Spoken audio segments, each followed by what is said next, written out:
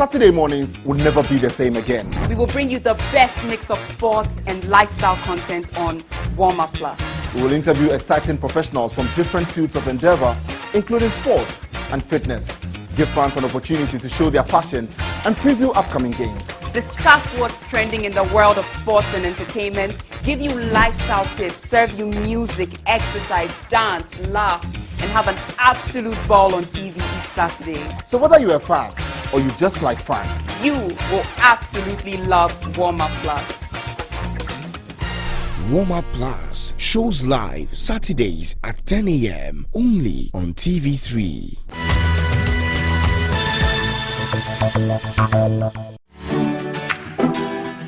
They have many things in common.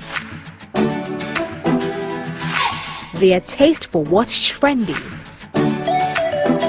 eagerness to spill the news, excitement to share a new recipe,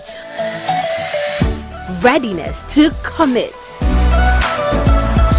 willingness to book that event. Ultimately, the vibe to make your imaginations go wild. The Ladies Circle. Every Saturday, 6 p.m. on TV3. Brought to you by Yaz Sanitary Pad, Vodafone, GTP, still timeless. Woodin.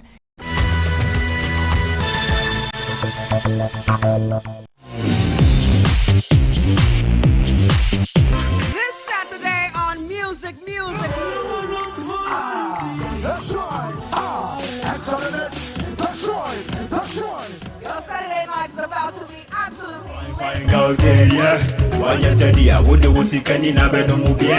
ladies and gentlemen. Yeah. I know somebody's praying tonight. Open your mind, shine your eye. My mama always told me you got to do right. Cho boy, hey, cho boy, hey.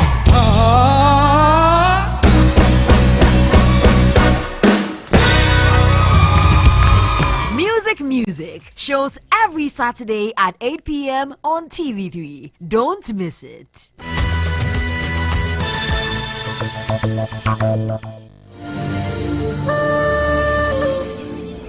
This week on Ghana's Most Beautiful, it's the GMB Got Talent. Do our contestants have talent?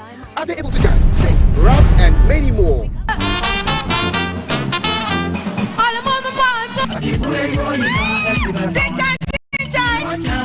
Well, let's check it out on this week's episode. It's going to be a night of showcasing talent as the ladies will throw you with some special and exciting talent. Join us this Sunday live from TV3 Studio B at 8 p.m. Remember to keep your favorite contestants in the competition by dialing *713*13# or download the TV3 Reality app from the Google Play Store or the Apple App Store.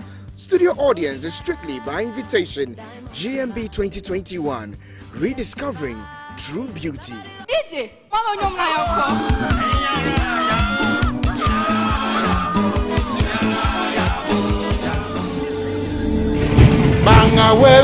GMB 2021 shows Sundays at 8 p.m. and repeats Fridays at 3 p.m.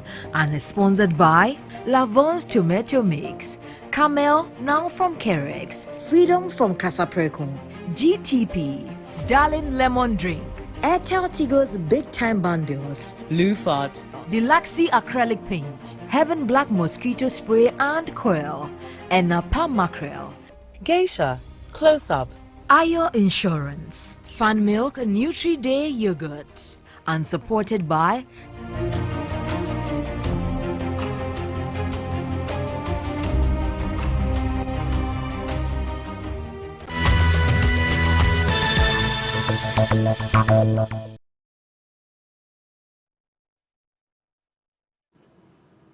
Thank you very much for joining us and for staying with us here on TV3 and 3FM. You can also catch us on DSTV 279 and at 3news.com. Now, today we're talking about the GMPC Acre deal. We'll be looking at all the issues, the nuances, and bring to light the key issues in the debate. And this has been going on for quite a while, almost a month. but we can now take a deep dive into it. Now, this deal came about because of a request made by the Ministry of Energy to Parliament for GNPC to acquire stake in the deep water tunnel Cape 3 Points and the South Deep Water Tunnel for some $1.6 billion. And this is from Aker Energy and AGM separately, because there are two fields. You talk about the Pecan field, which is the Aker Energy field, and then you can also refer to the Nyankom field, which is the AGM field. And this has led to a fierce debate, lots of controversy about the spirit and the intention behind this deal. So civil society has waded into it and has been very strong in opposition to this. But there have been others who support the deal for a number of reasons, and we'll get into that. So this morning, that's what we'll be dealing with. And so I welcome in studio Ben Boakye, Executive Director of ASEP. Ben, good morning. Great. Thank you. And also via Zoom, we welcome Dr. Yusuf Sulemana, who is also an energy analyst. Thank you, Dr. Sulemana, for joining us. Good morning. All right. Thank you. So let's talk a bit about this deal. I'll start off with Ben. So there's been a lot of criticism about borrowing some $1.6 billion for this deal. And the view is that it's to buy a 37% stake in the Pecan field and a 70% stake in the Nyankom field. First, is this price exaggerated for the two fields? Thank you very much once again, Jifa, for having me here. And I think, civil society has been frontal with our understanding of the transaction as is. And like you did indicate, we haven't had, enough response from GNPC until recently, where we saw the chief executive mount some media platforms to try and do some damage control, if you like. And from what we are seeing him do, we are seeing a deliberate smear campaign against civil society who have criticized the transaction with specific details, and he's evading that and focusing on some tangential issues that are not so important to the conversation. His claim that, if we lack knowledge, he's available to engage. It's not accurate. He's never been available. The corporation has never been available. And I'm sure you would have tried. I have tried, I must admit. To get GNPC to the studio. Yes. They have never been available to engage. The ones that they tried to engage, we punched into the analysis and we asked for a conversation with the corporation itself when they brought in the Lambert people to engage us. And since then, we are still waiting. There's credentials to win public support for this transaction. Talking about his role in Cocoa Board and how he helped syndicate loans, which has become a practice today. I'm not sure we want to celebrate that as civil society. If he wants to draw our attention to his public life, we are happy to engage in that. But we have deliberately stayed on this conversation to ensure that we are dealing with the specifics and the subject matter. A smear campaign, we will not engage in. You can invite us into that conversation. I'm not sure civil society will want to celebrate turning Cocoa Board into a debt procurement institution for several decades. Recently, I was in the U.S. to learn about how cocoa is processed, all right, in a museum. And they had cocoa growing in the room to show people how cocoa thrives. That is the legacy you want to leave, and not becoming a debt procurement enterprise. And I'm surprised that he leaves out other roles in public life, like being in TOR. We are happy to get into all of those things, all right? And as much as possible, we want to stay with this conversation. And if he wants to stay there, we would dissect the issues, we will bring to perspective what the problems are with this particular transaction. We can even zoom deeper into his role in this GNPC and pick on many, many, many issues. But as civil society, we believe in the carrot and stick approach, where we encourage the corporation and try to encourage them to do what is right. And that is why we are not always frontal, on some of the ills in the corporation. Okay, but and rather want to focus on this. But let's focus on this in terms of why this deal isn't the best deal at this time. And that's why I asked for the valuation of these blocks based on the offer. Is it exaggerated? I think that is the conclusion that we have come to. And I tell you what, you know, this is a transaction that has significant history. The blocks, they have a significant history to it. The Hess block, which is the Deepwater Tunnel Cape 3 Point, was managed by Hess from 2006, all right, until 2014 when they decided to offload shares.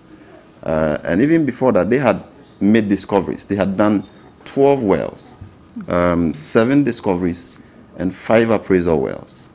And they decided to offload 50% of that to government and to Look Oil and fuel trade.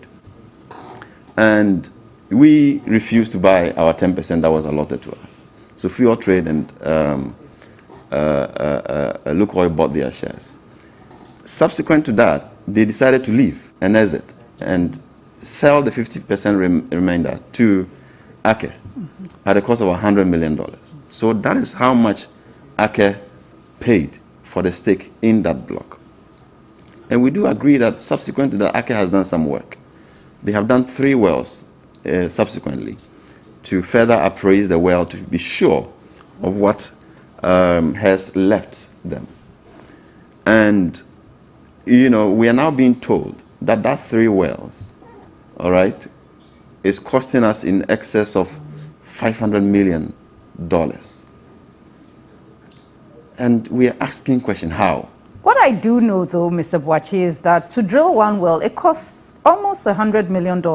So if they've drilled 3, you are talking about $300 million, in addition to all other works that do come up. It is expensive, really, the oil and gas sector. Tullow alone over the last 12 years has spent, what, almost more than $10 billion on Jubilee, more than $8 billion on 10. And that's an average of $1 billion a year. We can come into those specifics. I mean, every well has its own challenges and its own peculiarities. And the average in Ghana is about $40 million per well, right? The most difficult well that we have seen on the OCTP well, which cost about $100 million, was even eventually, I think, abandoned.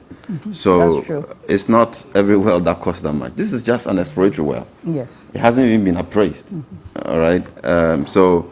We can get to those specifics, but we are asking the questions for answers. So you the fundamental question is this. Just a quick one. So you criticize Aker's projection that they've spent close to $800 million on the work done in that field. The work done, and the numbers keep shifting. I mean, I'm hearing from Dr. Kekesapon in recent conversation about how they spent the money and what their audit reviews, and they're even telling you that when they bought the blocks, the 2 blocks for about $150 million, their paperworks even cost around $30 million. All right? And those are numbers that we have to interrogate. Those are numbers we have to question. How does registration and paperworks cost that much money? We have to interrogate that. How does Aker's operational cost beyond administrative cost, exceed $200 million from the audit that GMPC says it has done? We have to analyze that. For 2 years in Ghana, you can spend over $200 million on administrative costs. We have to interrogate that, because it's not a full-fledged business where you're even producing, you have all the staff in place, you are building your own structures, you are renting. What is costing us $200? We want to interrogate those numbers to be sure that the Ghanaian people are actually paying for something within the range of what the market would have offered for it. What would for you be a more realistic figure if GMPC is to go into this deal knowing fully well that there's something to be gained? What's a realistic figure? You see, that is why we are saying that the market should determine the price. When you say the market, you mean there should be a bid? Or? There should be a bid. And that is what Aker went to the market and got nobody to buy it. The market should determine it.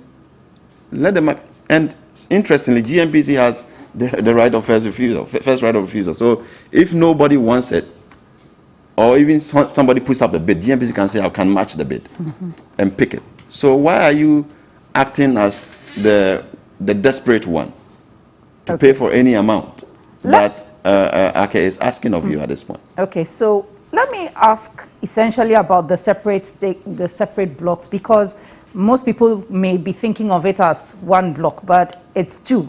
There's the Pecan field, which AKE had been working on for quite a while until the depressed oil market environment hit, where we saw oil prices really drop significantly. And then, of course, COVID worsened that. We are seeking to procure 37% of that. And then the Nyankom exploratory field, we're seeking to procure 70%. I'm just wondering, if there's been some significant work done on Pecan, isn't it worth our while to borrow for that development program? But Nyankom is exploratory. We're now going to see if we'll find something. We're not exactly sure if the reserves are verified, are quantified. Would you prefer that, or would civil society prefer that we invested in a field that already has verified, quantifiable resources? No, I think you're spot on. And that is one of the questions we are raising, that you have two different blocks with different stages, right, of development or exploration. The Nyankom discovery on the AGM block is just one discovery. So the campaign that AGM had, they drilled two wells. One was a dry well, and one was a discovery. And now the AGM is saying that that one well discovery that hasn't been appraised, with initial estimate that they claim to be around 127 million, they want to sell that well to Ghana and values it at $700 million. How do you come by that when you haven't done the necessary work to be able to estimate whether indeed that discovery can move into production?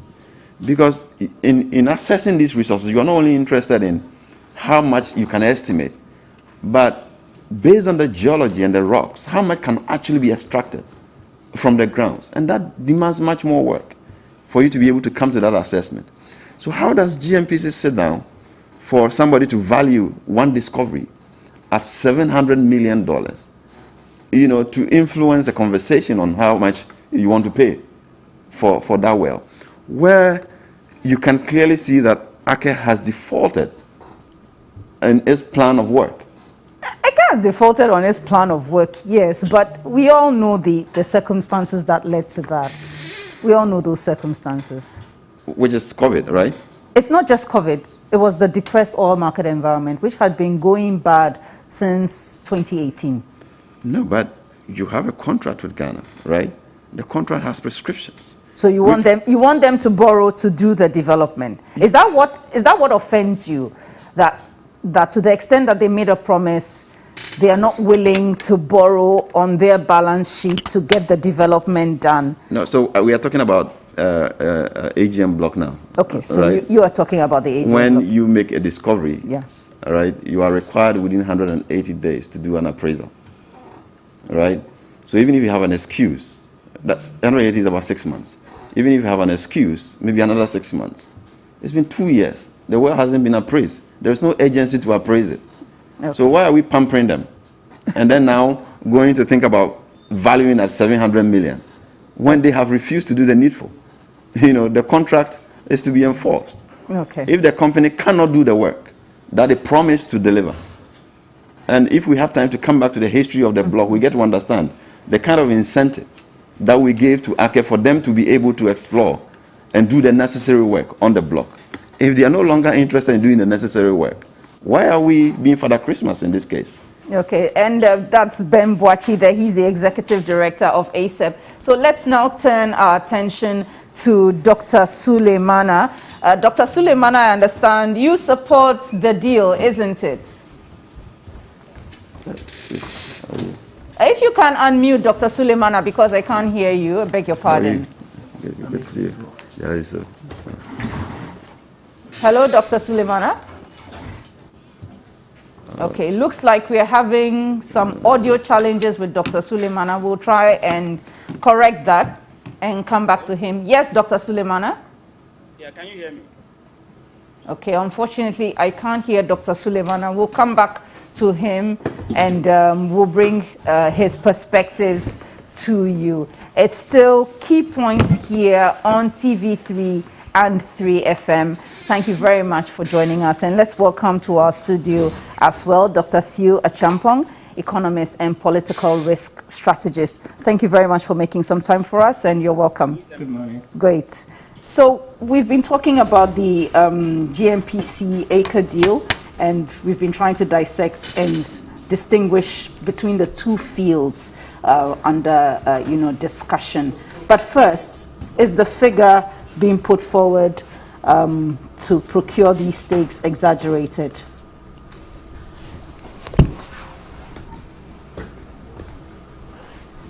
Yes, good morning once again to you and to your listeners.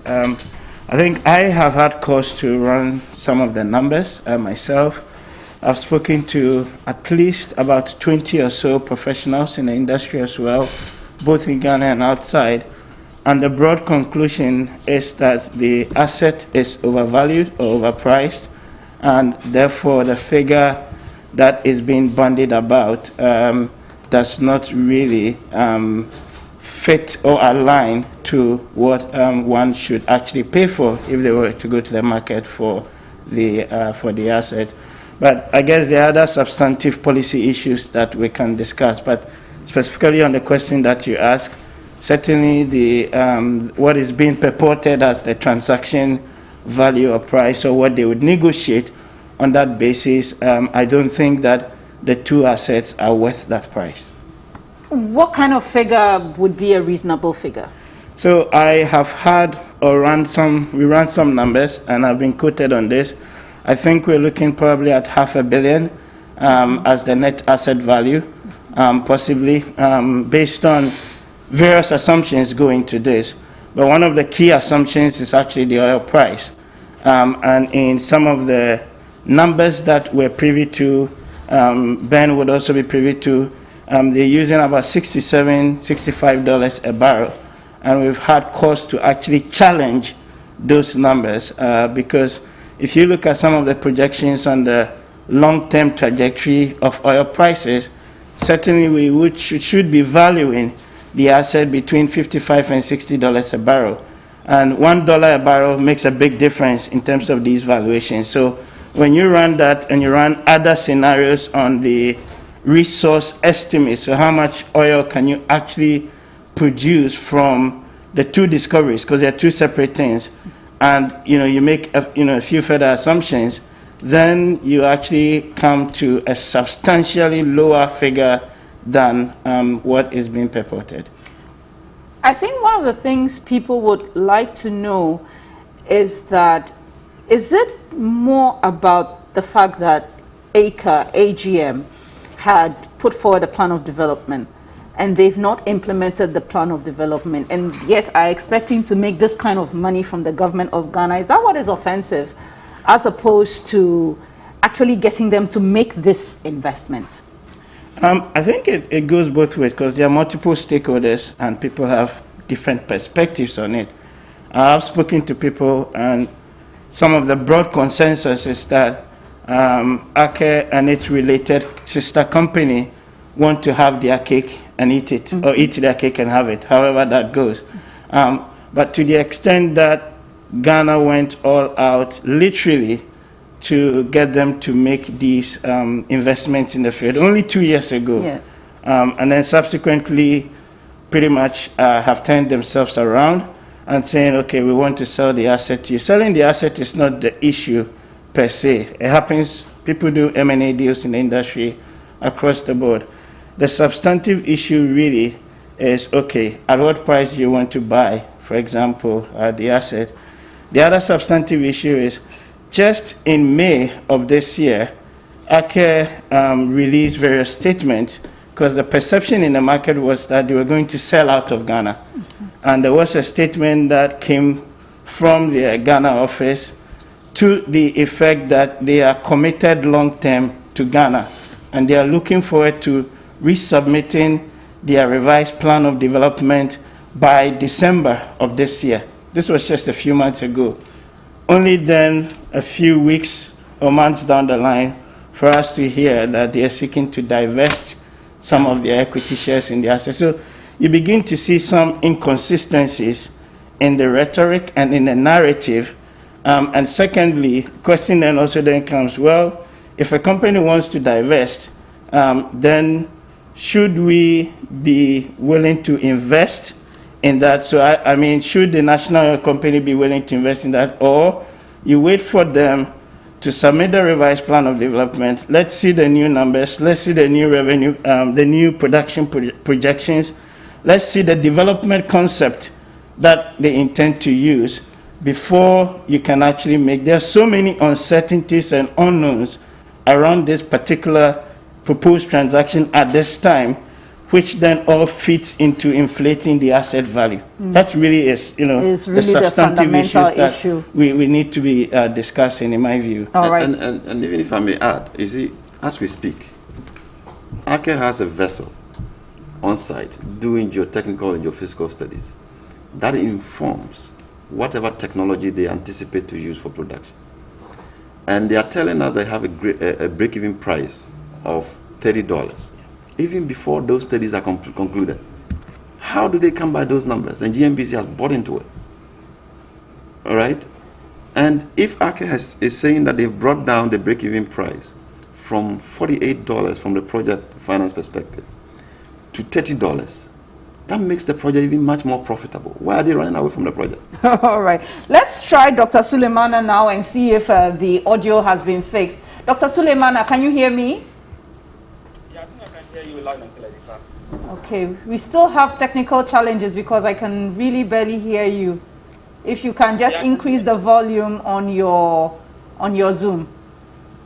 Yeah, I think this is maximum. Can you hear me, Jifa? Okay, I think we'll have to try and fix that from the production bench.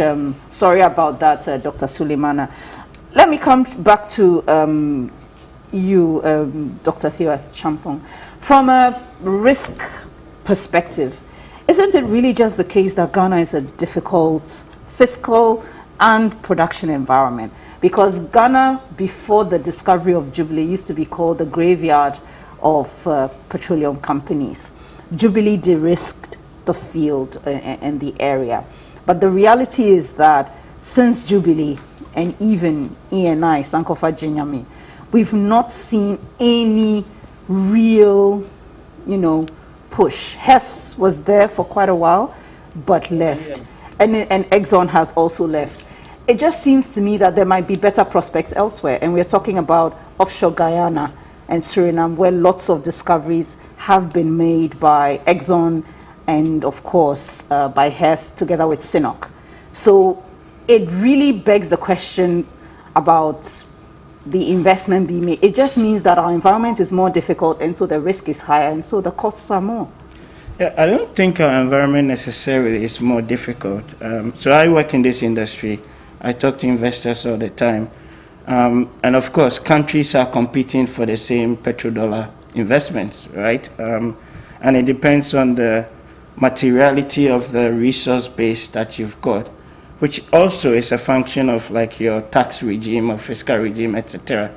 But if you actually look at the prevailing tax regime in Ghana, it's actually in the middle of the pack. So it's not necessarily like the most onerous or most difficult environment to actually do business in when it comes to oil and gas. But didn't the amendment of the Petroleum Revenue Management Act in 2015 make it more difficult for companies? It didn't, and I'll tell you why. So, okay, we increased the carried and participating interest from hitherto it's about 10 to 15%. Yes. And then there were a few other minor adjustments here and there, but there were more fees being charged by the Petroleum Commission. Yes, the local content requirements became stronger. The cumulative package is what one metric used to assess this is the government take, right?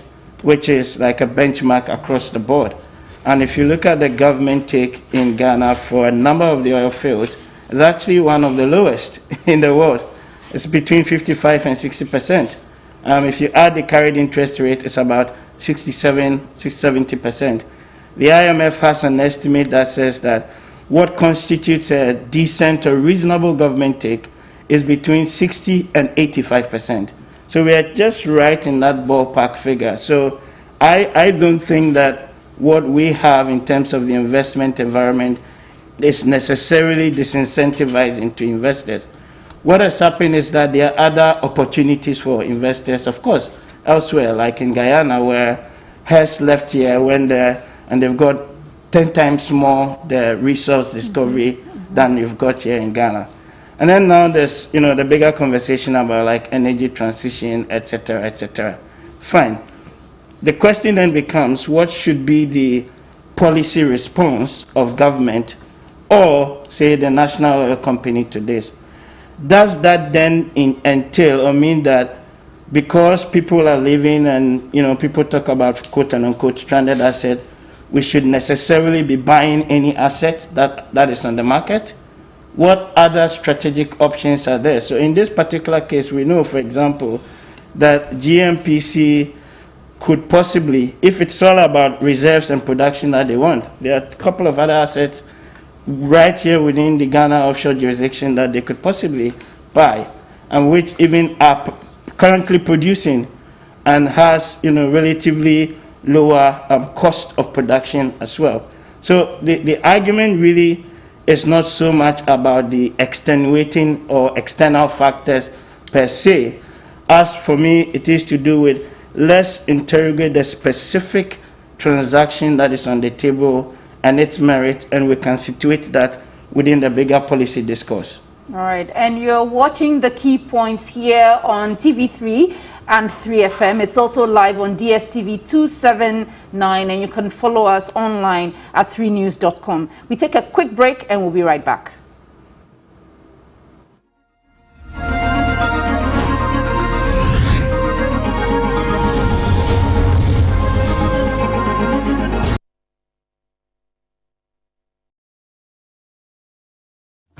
The Institute of Statistical, Social and Economic Research of the University of Ghana, Legon presents a development dialogue on the topic National Development Banks and Sustainable Financing in Ghana.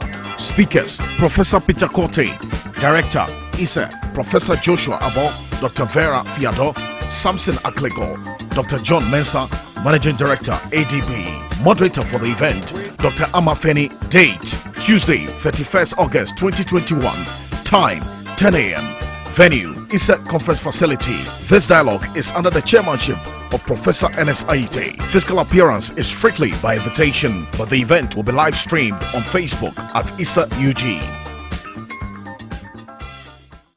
Impressor oil na capsules kura ahoɔden no a ɛboa eyi yawa enam sasabro usisi wachiri bremo ne afei waposo nyina afiri nipadua no mu. Impressor capsules kura ahoɔden a etumi boa esiesie no mpa a ɛho akokwa nia ntokrontokro deda mu ene afei waposo gregra awewe no nyina esiesie no ɛma no ahoɔden foforo kura wopɛ aduru a wobetumi de wo ho atoso na ayi wo honam ya wo nyina ade a ene impressor ne aduru a wɔn a ɔwɔ yɛfunyade mpo etumi no mbie sɛ wonom impressor capsules na wo de impressor oil twitwibia a ɛyɛ wo ya no a ene wato adi ya wo bedwane entem so kura wopɛ impressor capsule ne oil bi ato a kɔ pharmacy, licensed chemical shop, ana herbal shop a ebe wo atufom frɛ Ayona Pharmacy Limited. Our 0553 134 185 ana 0243 123 224. Impressor Yao Big Johnny. This advert is FDA approved.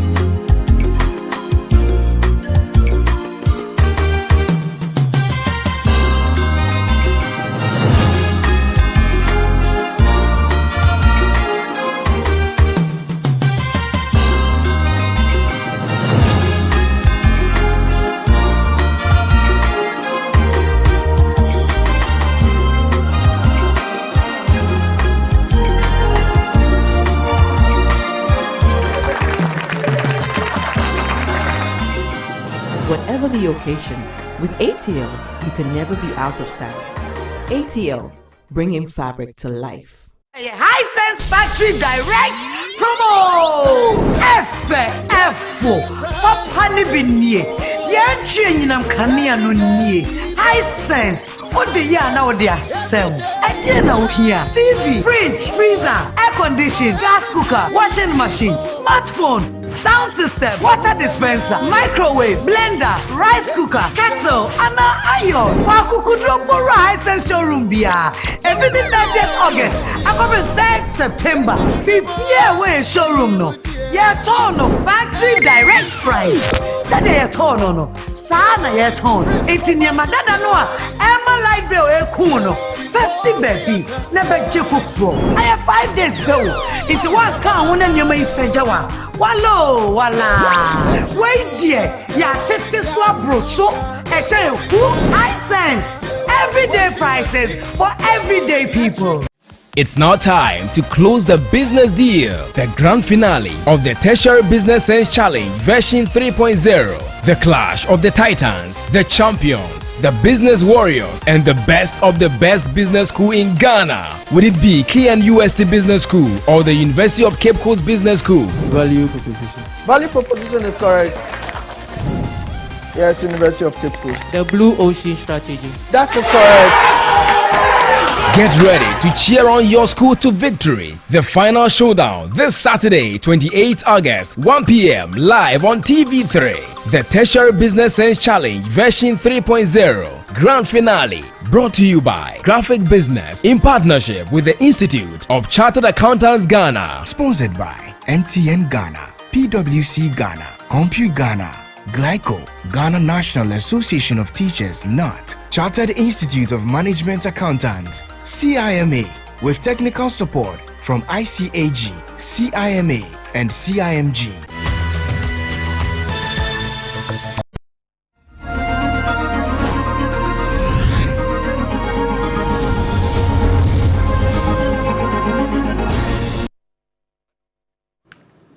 You're welcome back to the key points. Feel free to send your questions to us on 055-698-789, 055-3698-789. Let's now go back to our Zoom where we fixed our audio challenges and welcome Dr. Suleimana. Thank you very much, sir, for your patience. Good morning. Good morning to you and good morning to your cherished viewers. Thank you. And you and Ben. Yeah, thank you. So I understand that you support the deal, but before you tell us why, what do you make of the numbers put out suggesting that the valuation of these blocks are overpriced? Yeah, thank you very much. I'll put on record that absolutely I have no problem with these valuations and stuff going on. And I think that's an excellent thing to do because if you quite remember, this deal had bipartisan support that quickly slipped through Parliament. And so it is agencies like CSOs to further delve deep into what is in the figures, what are the numbers. And I think Ben and Theo, they delve so much into that. You know, and I think so for the numbers, I think they can continue to question that. In fact, at the end of the day, it will only give us value for money. And I absolutely, I don't have any problem with that. Yeah. But the fact that Parliament approved it as a bipartisan decision doesn't make it, you know, right, or doesn't mean that we've gotten value for money. Shouldn't we have done that interrogation before the approval? Yeah, that's correct. And that's why I think, in future, involving, you know, we have to have broad-based involvement. I think what I tend to notice is the fact that there's been some gaps. You know, you can hear Ben Baji saying, they try to reach GMPC, they are not getting that. And then on the other hand, you know, Kiki Sapon is saying his doors are open. You know, so I want to look at it in a different perspective. I'll be frank with you, Jifa. I'm an upstream player, you know, and I understand the business and I understand what goes on. So I can tell you why I think we need to sanitize the deal, but we shouldn't throw it, as it is. You shouldn't throw it that way. Now, number one, we have what we call a tectonic movement, and that is real. movement in the sense that we have upsurge in the world of renewables. If you look at, if you just take yourself back some few months ago, I mean, we have three things that happened in the industry, and it was not serendipitous. It was all calculated and well planned. We had environmentalists winning a landmark case against Shell in Netherlands. We have ExxonMobil, you know, they were able to displace about two of their board of directors by climate change activists. And the third one was, you know, the release of IEA report, a damning report that sought to suggest that, I mean, if we have to achieve net zero by 2050, we have to stop investment into the world of hydrocarbon. That is a killer, I'll tell you as a player. If you stop investment into the world of hydrocarbon, that ends it. Now, where I will extend the discussion to the fact that now if our case or our situation is a peculiar one, we have certain things we call ESG. Difa, can you hear me? Yes, we can hear you. Go ahead. Very good. We have ESG, what we call environmental social governance. Now, this environmental social governance is gathering a lot of momentum, you know, to the extent that, I mean, capital, going out to get capital from the capital market is becoming constrained, and it's becoming so competitive. And so what it will mean is that, what it will mean is that players now have to look inwards, like it or not. Where I work, I think we started with 20%. I can tell you that my corporation is now having 60%. You have to start somewhere. So I don't support the idea that, okay, GMPs have been given a whole year. You know, I mean, about a decade ago, they've been given money, about $1 billion, they have not been able to drill a well. So should we not, I mean, should we leave it like that? That is, for God's sake, that's our upstream. And we don't have anything than that. And I can tell you that, and I'm not saying that, I mean, the value, they shouldn't question the value. That is undoubtable, and I support that. And they should keep questioning the value until we get value for money. But let's not lump up things as if nothing is happening in the global phase. A lot is happening, and it is moving very fast. And so where I was coming to land is the fact that, I mean, getting money in the capital market is becoming constrained. It's becoming expensive because of what this ESG's requirement. So you just look at this, let's play the devil advocate. Assuming ENI and Talo, as we speak now, they exit Ghana, we don't have upstream again. That's a fact. If ENI and Talo exit Ghana as we talk now, our upstream is collapsed. No, but if Talo and ENI decide to exit Ghana, it may only be because they've got another buyer. It may be a buyer that has expertise in ultra deep or deep water production, and that may not be an entire loss. That's when you are lucky.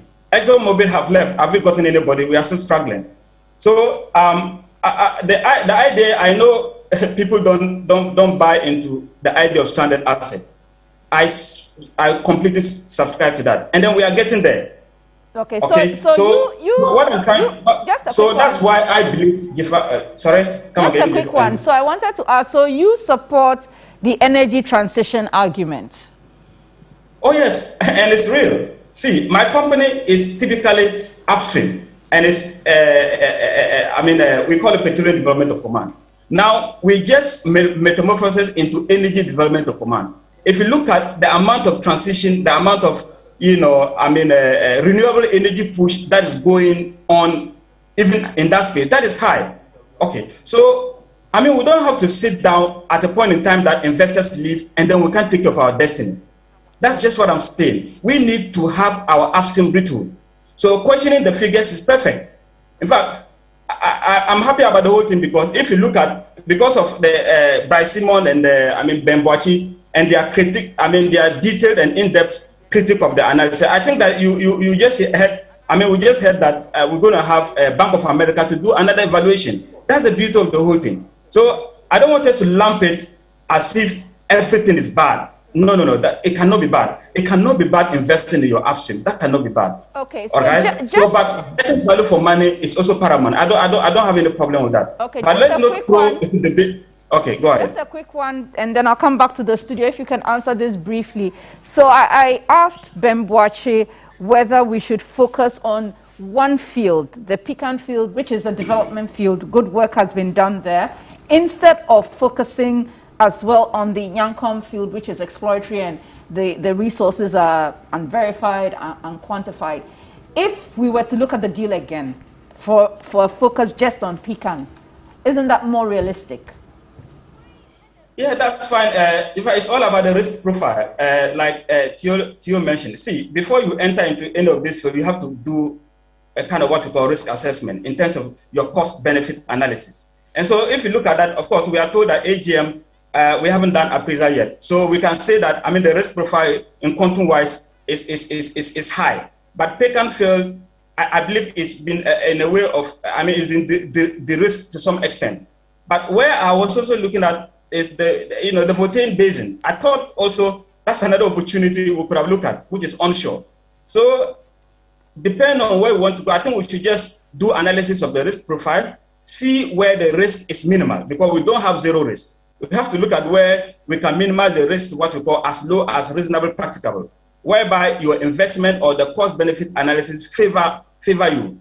Okay, so yes, Pecan Field, of course. I mean, if you want to compare Pecan and AGM, I'll 100% say that Pecan in terms of risk profile is significantly lower than AGM. All right, thank you very much, Dr. Suleiman. Now let me come back to the studio. Interesting thoughts from him. Do you agree with the energy transition argument? And for the uninitiated, energy transition is just really the movement from using what we know as the normal fuels, you know, petrol, diesel, and all that, commercial fossil fuel, and moving into renewable energy like solar, wind power, biofuels, and the like. Yeah, I mean, what COVID, for example, has actually done is, to an extent, catalyze the rate of the transition, right? What we don't know fully as yet is how the transition will pan out. Right. How it will pan out in Africa? In Africa or globally? Globally, including in Africa. So the argument really is that some say we have a 20-year window to maximize our oil resources, because by that time you will have had renewables fully kicking in. Others also say, well, you probably are looking at a 30-40-year window, or we're even talking post-2050 before that happens. The point here really is that depending on the state of the world, you are being forced to think strategically about how these scenarios ultimately will play out.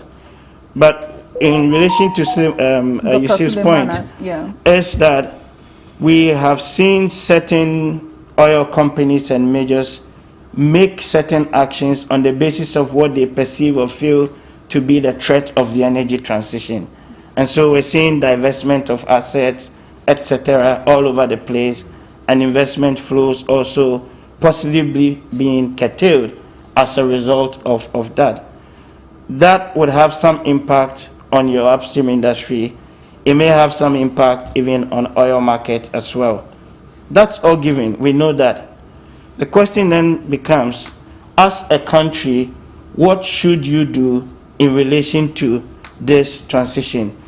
Is it a threat or is it an opportunity? Because both ways would inform certain actions. So if you perceive it as a threat, as sometimes we're attempting to do here, then okay, then let's quickly maximize our hydrocarbon resources and produce and and get out of there before you kind of lose those potential revenues. If you see the transition also as an opportunity, then okay, can you create or build new industrial clusters, for example, leveraging the new technologies that the transition presents? That's also another thing. But specifically in the context of the threat side of things, when it comes to upstream, does then that mean that because there's a transition and people are leaving, we should sell things or buy it rather at any price that is being given to us? That is where a number of us really have the challenge.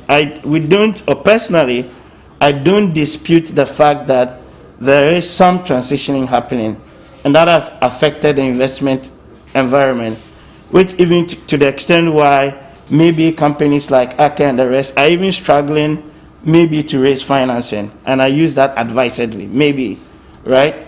But it doesn't necessarily mean that as a result of that, we should just go and buy the asset at whatever price that is being quoted. That really, I think, the distinction that needs to be made. All right. Ben, your thoughts on whether really we will be significantly affected by the energy transition model. I find that maybe for Africa, we are still an emerging, continent. We're growing. There's still a lot of movement. Lots of people are still buying cars. There's a lot of travel that's still to be done continent-wide.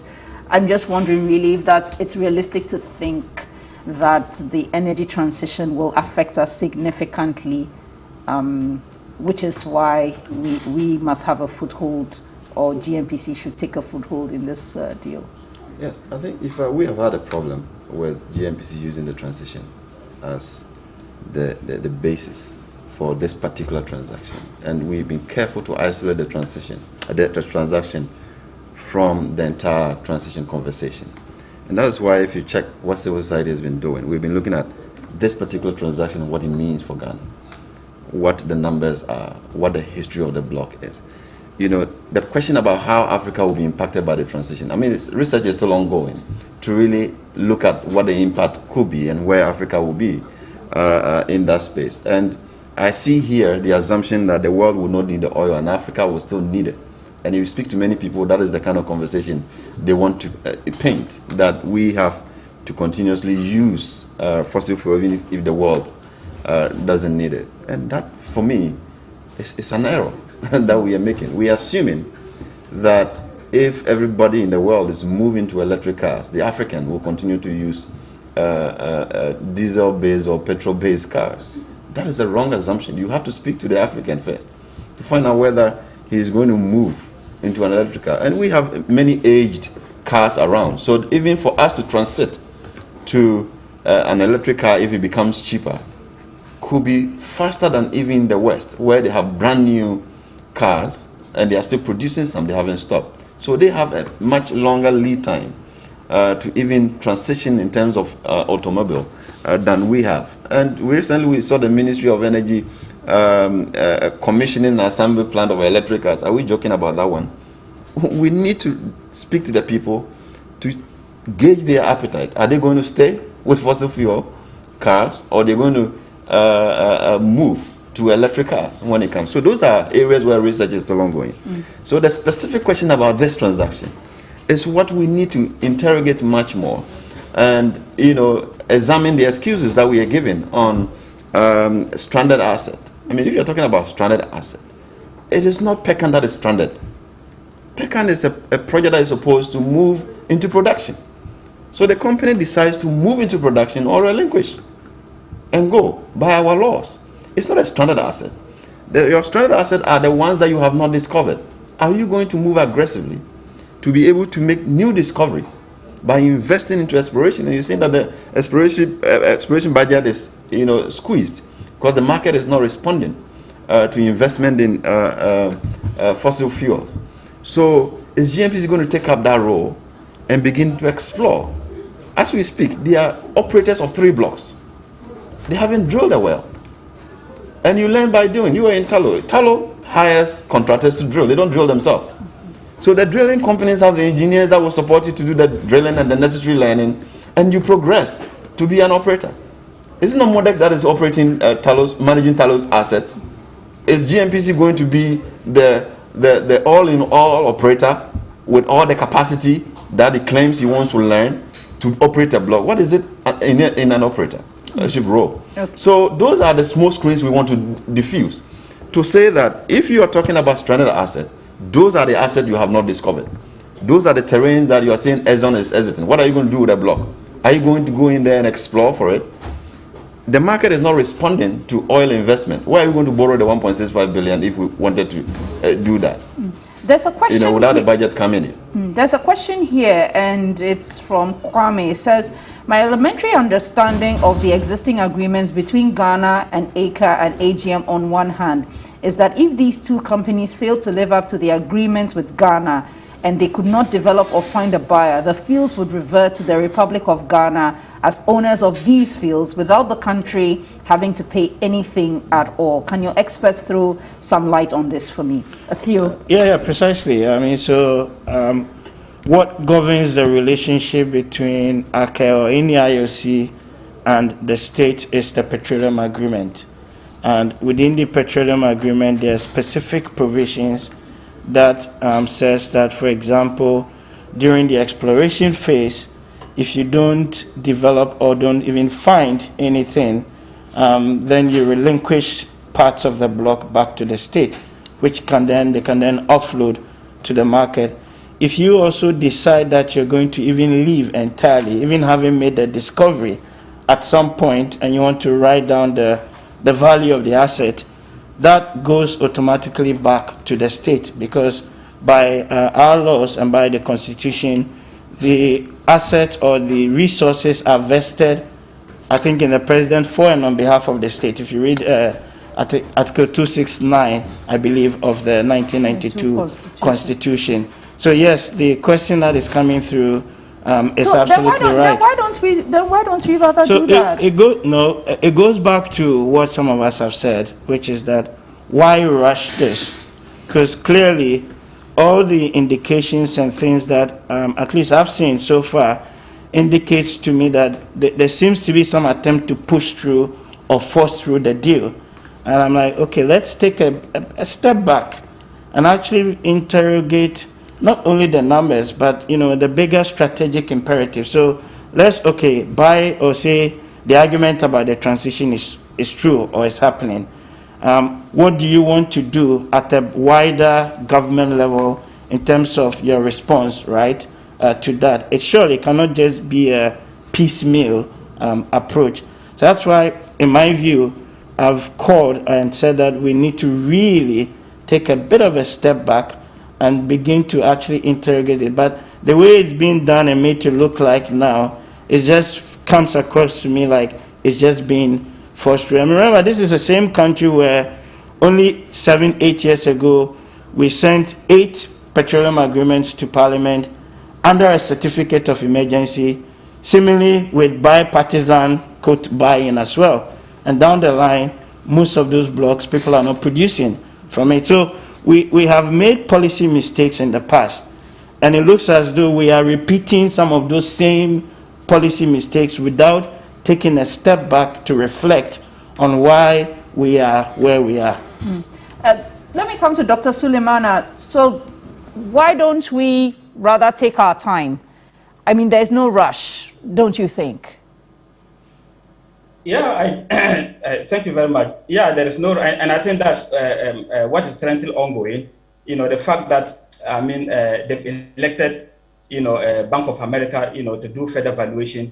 For me, if you get value for money, that is beautiful. And that's actually what is ongoing. This kind of talks up and down is actually leading to, a bit of focus. So what we need as people, as Ghanaians. So at the end of the day, this kind of talks, when you aggregate them, it will illuminate what actually we are aiming to get. So yes, value for money is excellent, but if I just remember, time is not waiting for anybody. I'm not saying we should rush this deal, but just remember the perspective that I'm talking about. I told you that in this industry, what Ben mentioned first, that and I think you also alluded to the fact that capital is not readily available. Before, capital wasn't available. And COVID had just catalyzed the whole system of, how fast we want to go through this journey, okay? And so it will come to a time that it is coming very soon, that seeking money from the outside, from outside, going to the capital market, there are going to be a lot of strings attached to that. And that will make borrowing very expensive. And so that's the aspect we are looking at. You can say, okay, Ghana, we have a particular situation. No, we are in the global community. Ghana, we are still, heavily dependent on borrowing from outside. Now, what about when time comes that, there are a lot of bottlenecks in this borrowing that we cannot borrow, okay, and that we cannot invest into our asset. So I'm saying that we should not rush, but there is no time waiting. We don't have time, the maximum time waiting for us, to say, okay, there's no need to rush this deal, or there's no need to rush this deal, or there's a need to rush this deal. What I am calling for is the fact that, GMPC and then the CSOs, they have to work together. That's paramount, because if you look at, everybody's calling the same shots. So what is the problem? I think the problem is mostly about the numbers. But if you talk about the numbers and you and you tend to negate this transition aspect of it, I think we are making a very big mistake. Okay, from where I am coming from, it is actually the NOCs. It is actually the let me just land there quickly. It is actually the NOCs who are championing energy transition, and I would stay categorical that I believe hydrocarbon resources will be with us for the next 2 decades, 3 decades, or maybe 4 decades to come. All right. So if you flip the coin anyhow, whether transition is coming or transition is not coming, we just need to make sure that we retool our upstream. Let's not wait. Let's try to retool it, make it vibrant, so that in any eventuality that we are caught, flat-footed, maybe anybody exiting, without we prepared, and that's going to be a very big problem. So that's the argument. So I don't have any problem, absolutely. If you understand me, I don't have any problem with what is going on, and I think it's perfect. It can only make our system very strong. It can only make our system very resilient and robust, and so that should go on. Why not invest in a field that is producing? We know that one of Talo or one of the Jubilee partners, Anadako, has a new deal with Occidental and another company in the US. Why not then buy Anadako stake? Why not buy stakes where they are producing? Money comes to you, and then you can use that to invest in maybe a virgin field that you're not sure of. Isn't that more value for money instead? That's again, it comes to a strategic decision, and GNPC has to be fully responsible for that. And so if whatever happened and the deal goes, where Ghanaians don't want it, GNPC will take full responsibility for that. So deciding whether, we want to invest into our existing field or want to go into areas that haven't been invested, it is just a matter of strategic decision. And so I don't really have problem with that. Yeah. All right. Then let's read some messages that have come to us. And this one from Aziz Inwa, and he says, I'm scandalized regarding the GNPC Acre deal.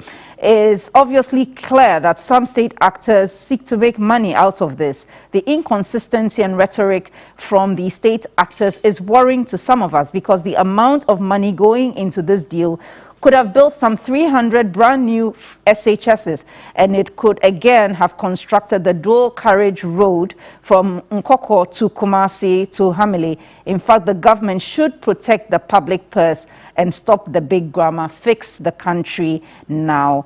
Another message says, on the GNPC Acre deal, I think the price sale on this is too high on the remaining, looking at what remains on the ground. It will be better for the oil to remain underground rather than for them to take from Ghanaians. That's from Abladi, from Ifiakuma Zongo in Takrady. Abdul Razak from Boku says there must be transparency in this Acre GNPC deal. We must get value for money. GNPC and government needs to come again. And Charles Nyame from Asaman Kesi writes, ever since the MPP government took over in 2017, it's been a chain of scandals, and this is the latest with the GNPC Acre deal. And this is being attacked with such pure arrogance. And the sad part is the majority of Ghanaians who are suffering the consequences of this small group of people who are benefiting. God save Ghana. Thank you very much for your messages. You can send us some more on 055-369-8789. Let me come back to our studio guests. So, Mr. Boachi, I think one of the criticisms for GNPC is that we've not seen them engage fully in an operatorship. And the view is that we need to see them demonstrate that this is an organization that has been criticized for receiving lots of money from their various stakes and carried interests, and yet the money is deployed in manners that have been criticized. What should GNPC do to earn the trust of the public such that if really they want to become an operator, which was ideally part of their vision and should have been implemented by 2020, and the time has passed, what should they do such that we can have confidence that they will do it? I know you've mentioned that Modec is an FPSO manager, not just even in Ghana, but in Brazil and Mexico. What are your thoughts on that? Yes, and even just before that, I want to touch on the investment conversation a little bit. We are making an argument that the market is not interested in oil operations. We are shifting focus. The market is shifting focus to renewables. And this is a new conversation where, when the market is not interested, we are calling on the state to now go to the same market and say, instead of the oil industry securitizing the investment, the state want to securitize it. And that is a new conversation in this whole energy transition conversation that we're having. Which country is doing that now? So if Ghana wants to go into that arena where we're using the budget to support GNPC's acquisition, we need to really interrogate that to ensure that the risks are really covered. Otherwise, we're just doing the same thing. The market says they're not interested. You go and borrow more or less for development and you push into oil and gas. So it's a question about whether you invest your borrowings into building schools, building hospitals, building roads, or go and use it looking for oil. And that is the conversation that we've been asked to engage in. And it's a very, very new terrain. That's what we're saying, that we need more time to dissect all the aspects of this transaction. It's not just the values. And it comes back to your question about how does GNPC become an operator. And we have shown in our conversation that GNPC has just not been willing to be an operator. Is it fair to say they're not willing? It's an expensive business. I mean, a lot of the companies use their reserve-based lending to borrow, and then they go back and renegotiate with the banks. GNPC has spent on anything and everything apart from oil drilling. And you know that. They are building schools, they are building hospitals. Which is not a bad thing. That is not their job. Are they quasi-government? They have corporate social responsibility. So also do the function. That cannot be more than. I mean, does Talos spend more on corporate social responsibility than drilling wells? No. Does Exxon do that? There is no serious oil business that does that. And they have shown consistently that they are not interested in becoming an operator. Because if you had to trade off, using $40 million to go and drill, or piling up your organizational structure, or ballooning your staff from 300 to over 600, those are choices for a corporation to do. And they have chosen to do the inefficient thing rather than becoming an operator. And we have shown that for all that we have given them for the past 10 years, about $1 billion, they have not decided to use even $50 million to do the needful or to drill for a well. So the right thing to do, coming back to your question, is to go back to the blocks that they have taken as operators. If you are saying that you are an operator and you're holding on to the blocks and you cannot drill, then give it up. How about the suggestion that they could buy into fields that are producing, for instance, and grow from there? Because it only takes money to get money. So if you invest in a field and you are getting money, then at least you can invest it in another field instead of just investing and you're not sure if you are getting anything in return. No, I mean, that is also another conversation that we can have. And you cited the exit of Anadako, which is available. I think they are looking at about $600 million for a producing field. All right. But GNPC is not interested in that. They want to take one that they are not sure. It has to go in. And Talo is here, ENI is here. On all the three fields, the projected production, we never met them. All right? So there are risks until you get into production, before you really see what is possible to be extracted from the ground. But they rather want to go into that risk, whilst, they're making arguments that they don't need to go and drill and operate their field from the beginning. And what we are saying is that you don't need the tutelage or the apprenticeship that they are seeking from ECA to be able to become an operator. When Talo came, they were not operating giant fields. They used the same contractors, the same MES, the same Schlumbergers, the same Modex, who are doing the work. And the engineers are also learning, and they are procuring the engineers who can support them to be able to operate the field. The amount of money that GNPC gets from Talos and all the companies for technology support can even procure or recruit the kind of engineers that GNPC wants with a relevant capacity to manage fields and operate them. So when they are talking about experience, I don't think they want to be producing FPSOs or they want to be producing the subsea structures. What you're looking for is capable men who can design wells, who can be able to detect problems when they look at data. Those are the capable people you are looking for, to be able to assemble the needed technology in the world to be able to manage a field. So what is this fuss about? We want to be an operator, we want to learn, we want to spend so much time and bring in ACE as the extraordinary company that can train you to become the operator. They are just refusing to do the needful.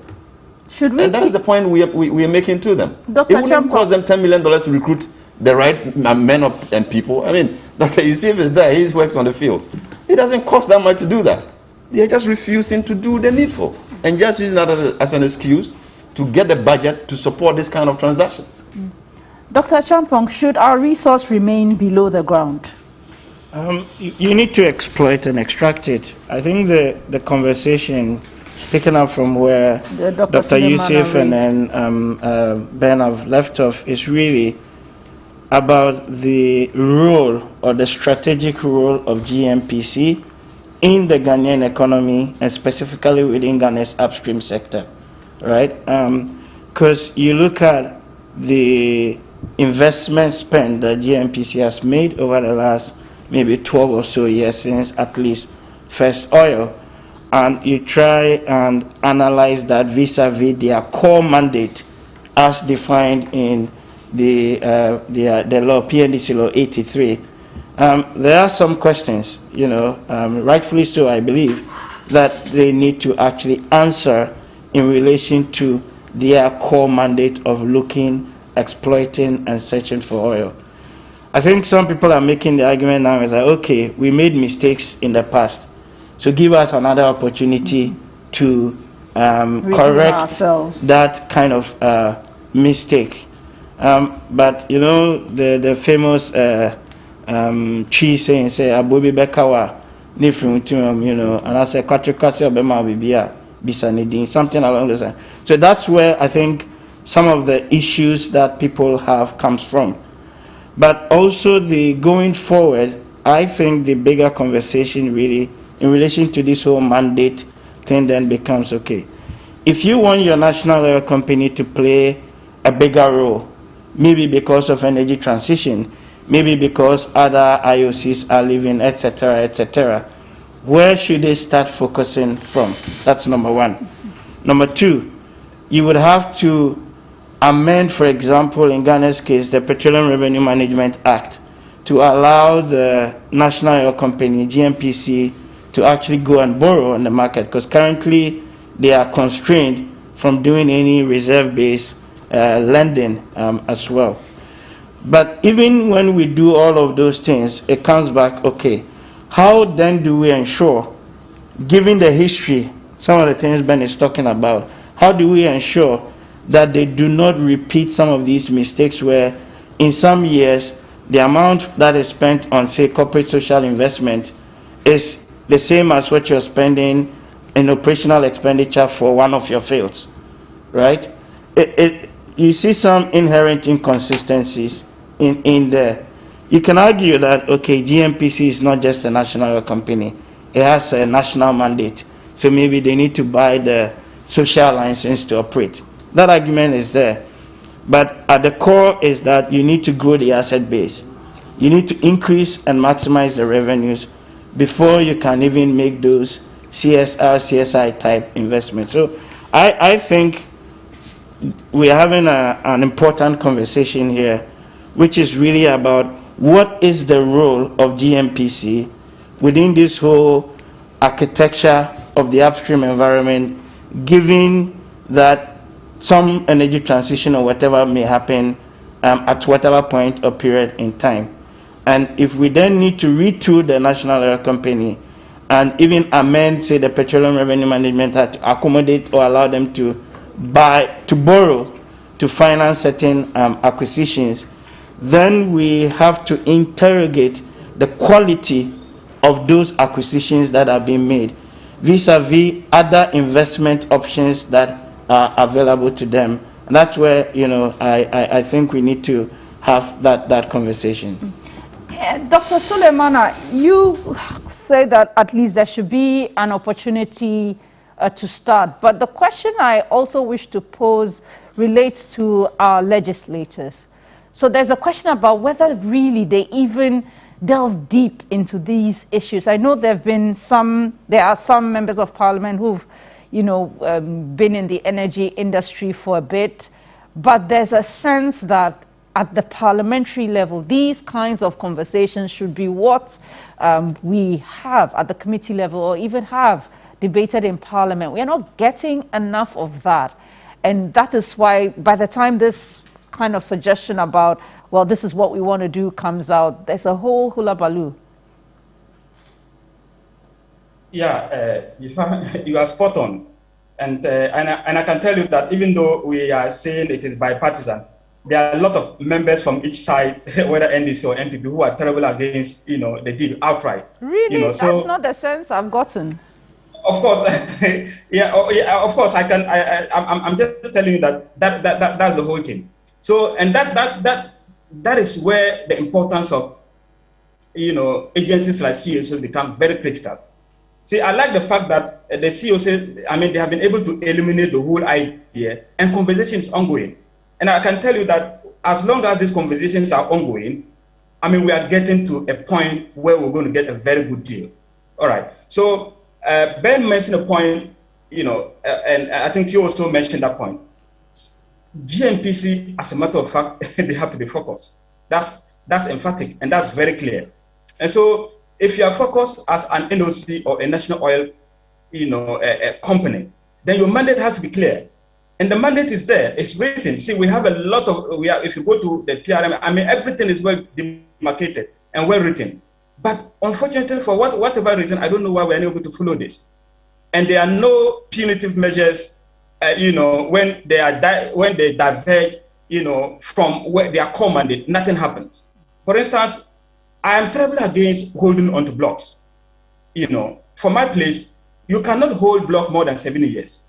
They will give you first 3 years, another 3 years, then 2 years, that's all. And even the first 3 years, the next one they're going to extend, they have to see something substantial going on. Remember, we've been drilling oil, we started extracting oil for over a decade now, Jifa, and we cannot boast up to 200,000 barrels per stream day. That is very, very unfortunate. I know there are a lot of reasons that might be accountable for this. Of course, Talo had some challenges with the tariff bearing, and then COVID also came to play. And if you remember also, Talo had issue with the court ruling and other things. So of course, the aggregate of all these factors will say that it has fed into why we are not able to achieve that target. But I think we've gone. We are far behind. I think by now we should have been targeting about 1 million barrels, but we are not there yet. Even the 200 we cannot. Okay, so that's why where I stand, I think that we have to make concerted effort. Let's keep bashing GNPC. That is an excellent to do. But let's not say we should not make any attempt to do any investment. See, acquiring access is an excellent thing to do. And like Ben mentioned, people are asking that GNPC, they don't have the state-of-art technology to do that. You don't need state-of-art technology. That's why I go for acquiring the asset. See, when you have the asset and you are the majority shareholder, the beauty is you call the shots. Every employment, you have to take that. Every supply chain, hiring, everything is done by you. And that's how can we control it. Talo is having a field, but Modet is the operator. Of course, they operate the ENI, they operate the FPSO. So that's the whole thing. So that's why I think, acquiring the asset is an excellent thing. That is the only way. It is a panacea to taking care of our destiny. However, the question that I've been asked, the issue of value for money, they are legitimate, and we need to keep hammering. Hammer to the extent that, but my fear is I don't want it to hammer to the extent that we knock down the core mandate. We try to vitiate what our core mandate should be. So should we stop any activity in GNPC? No, we cannot do that. That's the only thing we have. So whilst we keep hammering for them to do the right thing, let's also make sure that we make concerted effort to retool GNPC. To make sure that they stay on their core mandate. And then going forward, I think the deal is shrouded with a lot of, dark portions. And I believe that there has to be involvement, detailed involvement. Because I can't fathom Ben saying they are going to kick us upon, and kick us upon also saying his doors are open. So, so definitely something is wrong somewhere. But at the end of the day, they say if two elephants are fighting, it's the grass that suffers. Ghanaians need to to maximize the revenue from the oil. We need to create employment opportunity. We don't have time. And I'm saying that this energy transition is not a myth. It is actually not a myth. It is a reality. Though I still believe that hydrocarbon resources will be with us, especially in our part of the continent. But the beauty is that if you look at how the attack is happening from both upstream and downstream, it is phenomenal. Downstream, a lot of EVs are coming. But like Ben mentioned, African continent, we don't have that infrastructure yet. And even the study was done, the amount of money that we need to catapult us into this transition journey is simply not there. And so that's how come some of us are calling the fact that let's invest into our well of hydrocarbon. Those who are very successfully in the investment into their well of hydrocarbon, they are the same people who are very successfully in the energy transition journey. Because at the end of the day, sometimes the proceeds from the well of hydrocarbon is what you have to use for energy transition. That's a fact, and that's what is happening. And that's why I'm saying that our part of the world, it is the NOC that is championing energy transition, and they have a reason for that. Because gravitating from the well of hydrocarbon to the well of renewable is not like a click of a mouse. It has to be about a concerted strategy, where even you have to move through what you call decarbonization strategically before you can get to the green economy. Thank you very much. And the problem is that if you look at, that's what I'm saying, the reason why I say time is not waiting. See, ESGs and the momentum they are coming, you go to the capital market and the kind of infringement and the kind of bottlenecks that are going to put around where you are going to borrow, you simply tell yourself that it's better not to borrow. And so that's my point. I don't want us to get to a point where we are asking ourselves, well, how did you get here? All right. Thank you very much, Dr. Suleimana. And we'll take a quick break. And when we come back, we'll take final comments from our studio guests and prepare for our next topic. Thank you very much for staying with us. It's hashtag the key points.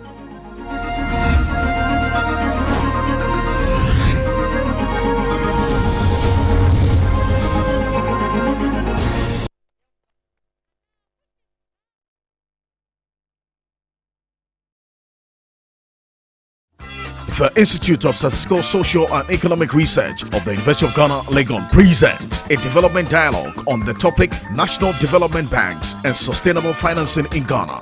Speakers: Professor Peter Korte, Director, ISA, Professor Joshua Abo, Dr. Vera Fiado, Samson Aklego, Dr. John Mensah, Managing Director, ADB. Moderator for the event, Dr. Amafeni. Date: Tuesday, 31st August 2021. Time: 10 a.m. Venue: ISA Conference Facility.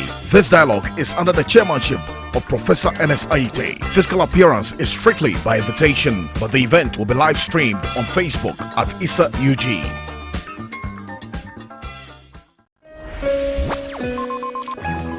This is the Big Five. Jeanette Services presents Women in Worship. Themed The Grace Experience, featuring the VGMA Artist of the Year, Diana Hamilton, the incredible Mercy Chinwell, and the amazing Judy K from Nigeria. With support from Florence Obinim and Celestine Donkor, Daughters of Glorious Jesus, and Obapa Christie. Date: Sunday, September 19th. Venue: UPSA Auditorium, Medina. Gates open at 4 p.m. Tickets are selling for 70 Ghana Cedis single and 120 Ghana Cedis double at Airport Shell, Bachelor Total, UPSA, or purchase via www.myticketghana.com. For VIP family packages or ticket reservations, call 0248-810-396. Women in Worship is proudly brought to you by Fortune Rice and Onga, and supported by Frytol Oil, Electroland Ghana, Fan Milk, Unilever, Ophelia Crossland, Velma Accessories, ABS Collection, ATL Fabrics, Better Malt, Awake Purified Drinking Water, and Econad Entertainment. Media partners: Media General. Women in Worship. Daughter, you still have a voice.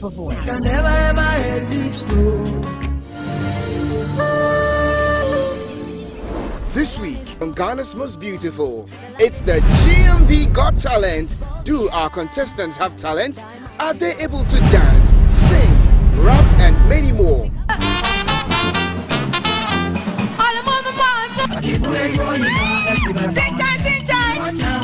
Well, let's check it out on this week's episode. It's going to be a night of showcasing talent as the ladies will thrill you with some special and exciting talent. Join us this Sunday live from TV3 Studio B at 8 p.m. Remember to keep your favorite contestants in the competition by dialing *713*13# or download the TV3 Reality app from the Google Play Store or the Apple App Store. Studio audience is strictly by invitation. GMB 2021, rediscovering true beauty. DJ,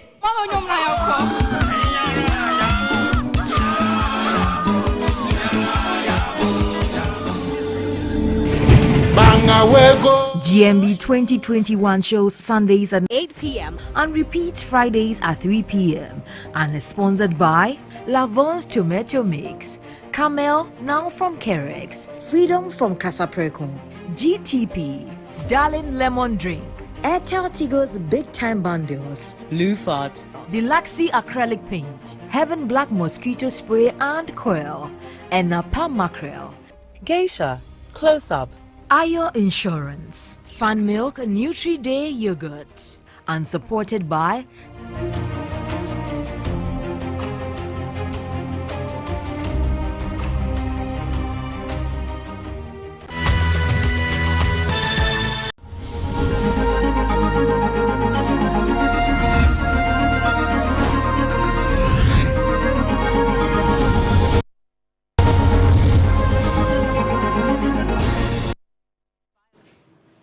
You're welcome back. It's still the key points here on 3FM and TV3, also on DSTV 279 and also on 3news.com. And I guess the key points that we've gotten out of this whole discussion is that it looks like the valuation for this GMPC acre deal is a bit on the high side. The other key point I guess we can discuss is that we are unsure of the quantities below the seabed, for which reason we'll be investing in a field that is exploratory. How about looking at a field that is producing and getting more out of that to do your additional investments? And certainly there is a need to engage civil society on what prospects are in this deal. But let me take final comments from our guests. Let me start off with Ben Boachi. So looking ahead, what would you expect to happen? Do you want Parliament to, backtrack and say, look, maybe we need to take a second look at this? Or you would like GMPC to say, okay, we're going to do a bit more due diligence and come back?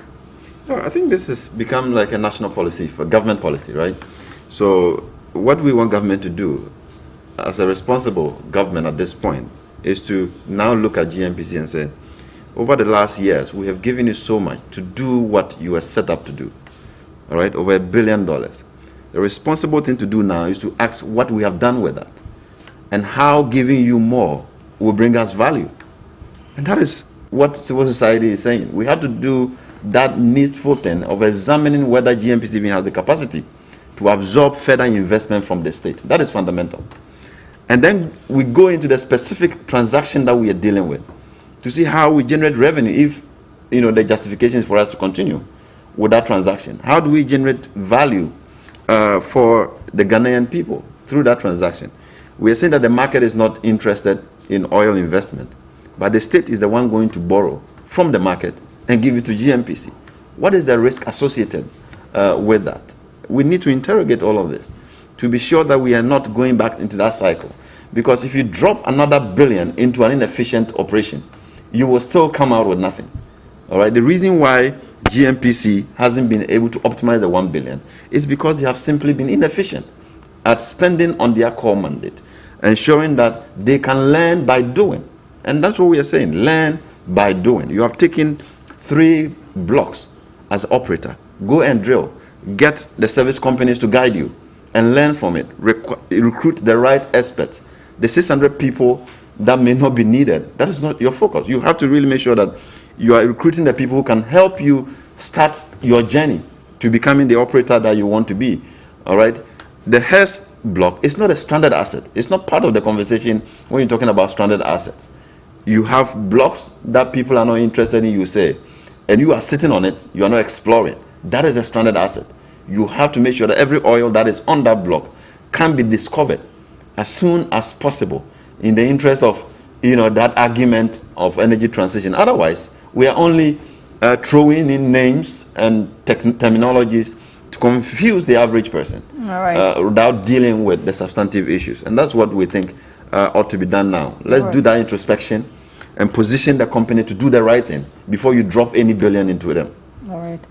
Dr. Champong. Yeah, I mean, in wrapping up, yes, I like I said, specifically on this deal, some of the numbers need a bit more scrutiny. The government says that they have got Bank of say America or somebody to help them do that. Take a look at it again. Subsequently, when those numbers come, of course, we'll interrogate it. And when the deal that they propose to bring back to Parliament, I'm sure we'll also get the opportunity to interrogate it as well.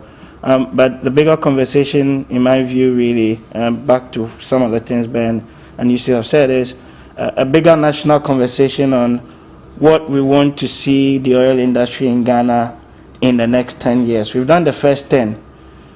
What lessons have we learned from that positions us going forward for the next decade vis-a-vis the transition? That I think we need a bigger stakeholder forum or dialogue to really dig deep on these set of issues. But as it stands now, I unfortunately don't even think that oil is the panacea to our development. Thank you. All right, and your final comment, Dr. Yusuf. Yeah, so thank you. I think I shared with Ben and Theo's submission. First of all, GMPC has to be focused, really, because all these questions are coming because of past history. But I always repeat that you don't judge, you use past history to say that, okay, we are not going to do anything at all. Let's fold our arms and say that, no, we cannot do that. We need to retool our upstream. Our upstream is begging, for retooling.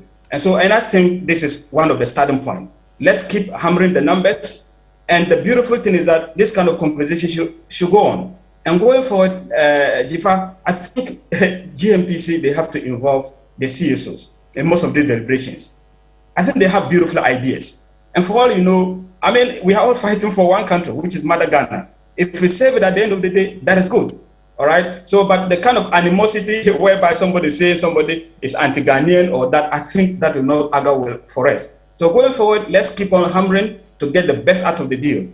Now, finally, what I want to say is that, though it is a little bit tangential, see, we have existing players. Fortunately, we still have Talo and ENI who are still entrenched within our shores. And I think that's an excellent thing to do. I mean, that's an excellent thing to go. What I do know is Ghana, we have to be able to maximize our gas recovery in particular. Though this is, I'm saying this tangential, but I'm saying that because from my study, what I noticed is the fact that some of the reasons why we've not been able to optimize our production is because of offtake issues in terms of our gas. So that's very critical. So going forward, the government of Ghana, let's look at that.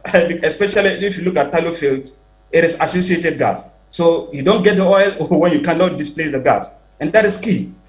All right, so that's where I'll end. I'll just end here. Thank you. Thank you very much, Dr. Suleimana, and it's very interesting you brought up the gas conversation, and I think there will be an opportunity for us to really talk about gas, because that's a whole different kettle of fish entirely, yes, and I think that's something we need to do. But I want to say thank you to our guest, Dr. Suleimana, who is an energy analyst. Many thanks to Dr. Theo Achampong, and to you, of course, Ben Boachi. Really appreciate that you've put your expertise before all of us today. Much appreciated. And some of you have sent your messages already. Let me take them. This one from Farouk in Tamale says, seriously, the GMPC Acre deal is another Ejapa family deal. Hashtag fix the country. This one from Paquet at Elembele says the GMPC Acre energy issues, the level of secrecy in this whole deal is a matter of concern. In fact, I don't see this government doing anything extraordinary in the upstream and downstream sectors of our oil and gas industry. The government is only benefiting from what the NDC government put in place prior to their exit. And those were some of your messages. Thank you very much. And remember, it's hashtag the key points live on TV3 and 3FM. And in our next topic, The NDC has been mounting a strong defense for its electoral reform proposals, and they've been speaking about it, and it's been a debate about which comes first as well, constitutional reform, or we go straight to making certain amendments which are easier, changing the rules of court and the like, to ensure that we have some electoral reforms. So all of that coming up next. Our guest is Elvis Efrie Ankra, the NDC's Director of Elections, and Albert Kofi Ahen, a former Director of Elections at the Electoral Commission. We'll be bringing that to you shortly. But let's hear Nana Atudadze and Professor Kwame Ahoy that addressed the media recently about these issues.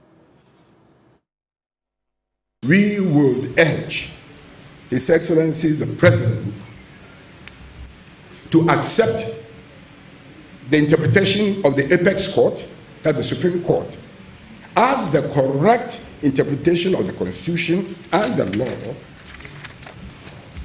and proceed to urgently activate the processes for the early implementation of the constitutional reforms as set out by the Constitutional Reform Committee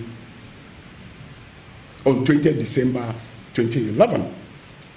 They did not show us which problems they were trying to solve. Nobody has complained about voting hours in this country. So why would you ignore all the problems that we are seeing and then jump to try to resolve an imaginary problem about voting hours, thereby suggesting that we should be closing polls by 3 p.m. It defies logic. This business about take it to IPAC is ex post facto. That's why sometimes you see, by their own conduct, they create the impression as if perhaps somebody is pushing them to do something. Because this is the official response. That response was very clear. We have received your proposals and we will get back to you. Sent to the Electoral Commission. So what then is the basis a few days or weeks after go to IPAC? IPAC meetings are called by the Electoral Commission. So when we submit a proposal to the Electoral Commission, it is the responsibility of the Electoral Commission to table it at the IPAC meeting, which it convenes. So for me, it baffles me that it says we should table it at IPAC. As I said, let her show us the IPAC secretariat. We'll go and table it there.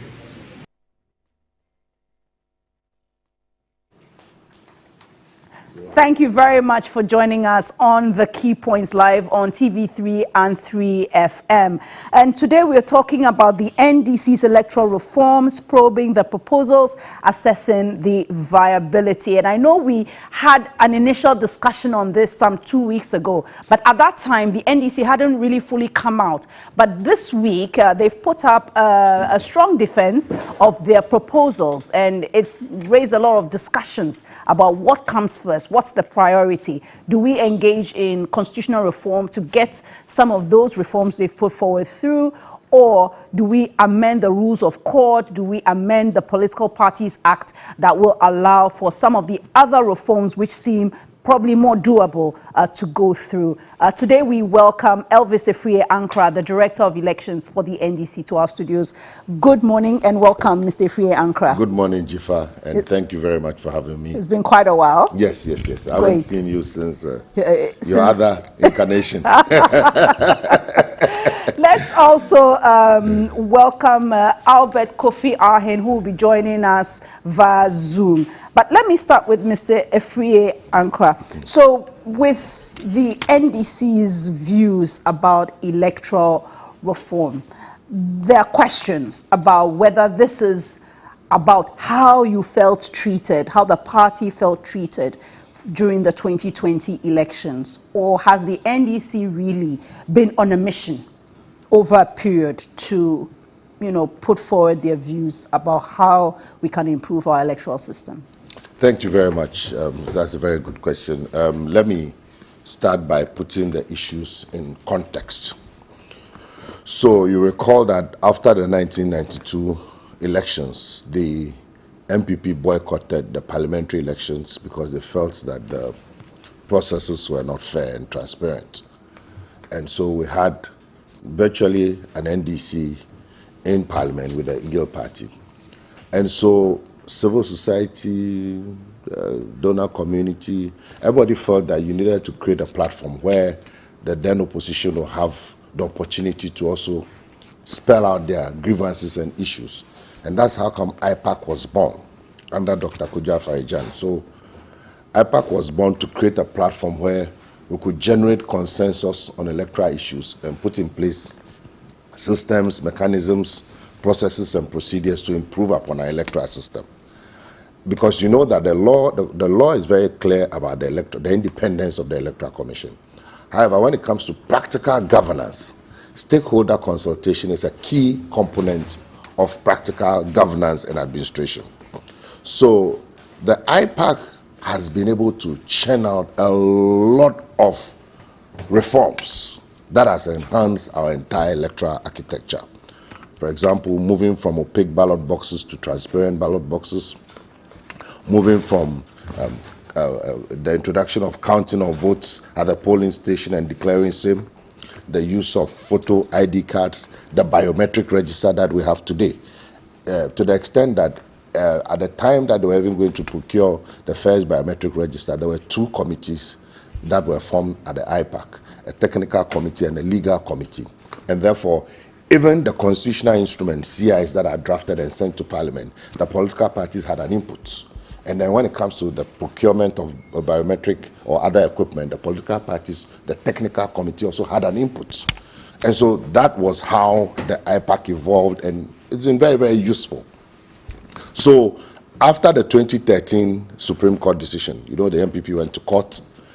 The court, in giving its verdict, actually pronounced that the EC should reform itself. And so consequent to that, the EC then set up a committee. And I have the committee's report here. A report of the Electoral Reform Committee submitted to the Electoral Commission of the Republic of Ghana, April 2015. And you can see the membership. We had Georgina Opokwa Mankwa, Mrs. Rebecca Kabuki Ajal. These are all members of the EC. Johnson Asidun Ketia represented the NDC. Kwabena J. Japan represented the MPP. Mr. James Kwabena Bonfe represented the CPP. Mr. Enin Kofi Addo representing the YPP. Dr. Ransford Jampo, member representing the IEA CSOs. Mr. Kwesi Jonah, member IDEC, and then Dr. Franklin Odro from CDD. And Mr. Christian Owusu-Pare was the secretary. So they came out with a number of reforms, about 15 or so. Now, these reforms came towards the latter part of Dr. Afari-Gyan's tenure. And so he couldn't do anything about it. And then Madame Charlotte Osei came in, and then she was also preparing for the 2016 election, so she couldn't do much about it. And we all know she was removed. Madame J. Mensah came in, and Madame J. Mensah inherited these reform recommendations. Unfortunately, she was not able to implement any of them. And we also found that she took a posture that the EC is independent and she's not bound by IPAC decisions, and therefore she was not very open to that consensual process that we all had at IPAC. What we found was that over a very short period of time, about 11 political parties were registered. And so you go to IPAC and you have all manner of parties, and then when discussions are had and we come, normally what happens is that issues that we agree on, we move them forward. Issues where there is no consensus, we stand them down, and then we continue the consultation process behind the scenes. In fact, when she was at IEA, she was very instrumental in resolving issues through the political parties platform. So issues that were contentious, we move out of IPAC, we go to the political parties platform, we debate, we discuss, and then we arrive at the consensus. So she then brought in a lot of these political parties, and then when issues come to the crunch, they say, okay, then let's vote. But is it fair to say she brought in the political parties, new political parties registered for the 2016 elections? Okay, so the 11 political parties appeared during, and then I'm just telling you the practicality of what happened. But that's aside. That's just beside the point. Hold on. So voting was not part of the normal process in IPAC, in the past. Subsequently, yes. During Mrs. Mensah's era, that's what has happened. And then you see the spirit and posturing, you know, there was something went wrong, and we will not listen to you. I'm sure you know about people saying the NDC is a threat to Ghana's democracy and all those things. So the whole environment was not congenial. And after the elections, usually after elections, what happens is that, again, it is the political parties together with CSOs, they then discuss the needed reforms. But again, the EC had a meeting and brought out 4 reforms. Okay, hold on. The CSOs and the political parties did have a post-mortem. CDD, Codeo had that event in Ada. But you chose as the NDC, yes, you were at the Codeo event, but you chose as the NDC not to be at the EC 2-day workshop. Yes, because we felt that we would not legitimize a process that would not produce genuine and sincere and enduring reforms. As I told you... But weren't you just being judgmental? Because the elections were over, there's really nothing to fight about anymore. If the elections were over, and that is all the more reason why you needed a very open and transparent process in a very congenial atmosphere to discuss the issues. You didn't have that, so you felt you wouldn't proceed then. So we did a temporary boycott of IPAC. And it's important for people to understand that boycotts are legitimate tools in a democracy, particularly when it's temporary. When you do a temporary boycott, for instance, when people walk out in parliament, it becomes news. Why have you walked out?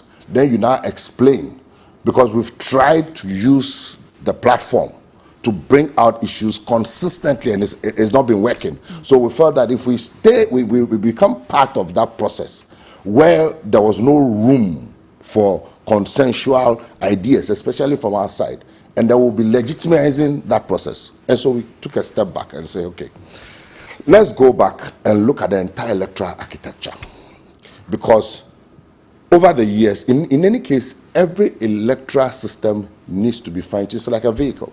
You always need to go for servicing, change the plugs and change the oil, and make sure that the system is fine-tuned. What is our current electoral system? What has been our experiences in the past? Against the backdrop of the reform proposals that have not yet been implemented, and then what we experienced in 2020, what then can we do?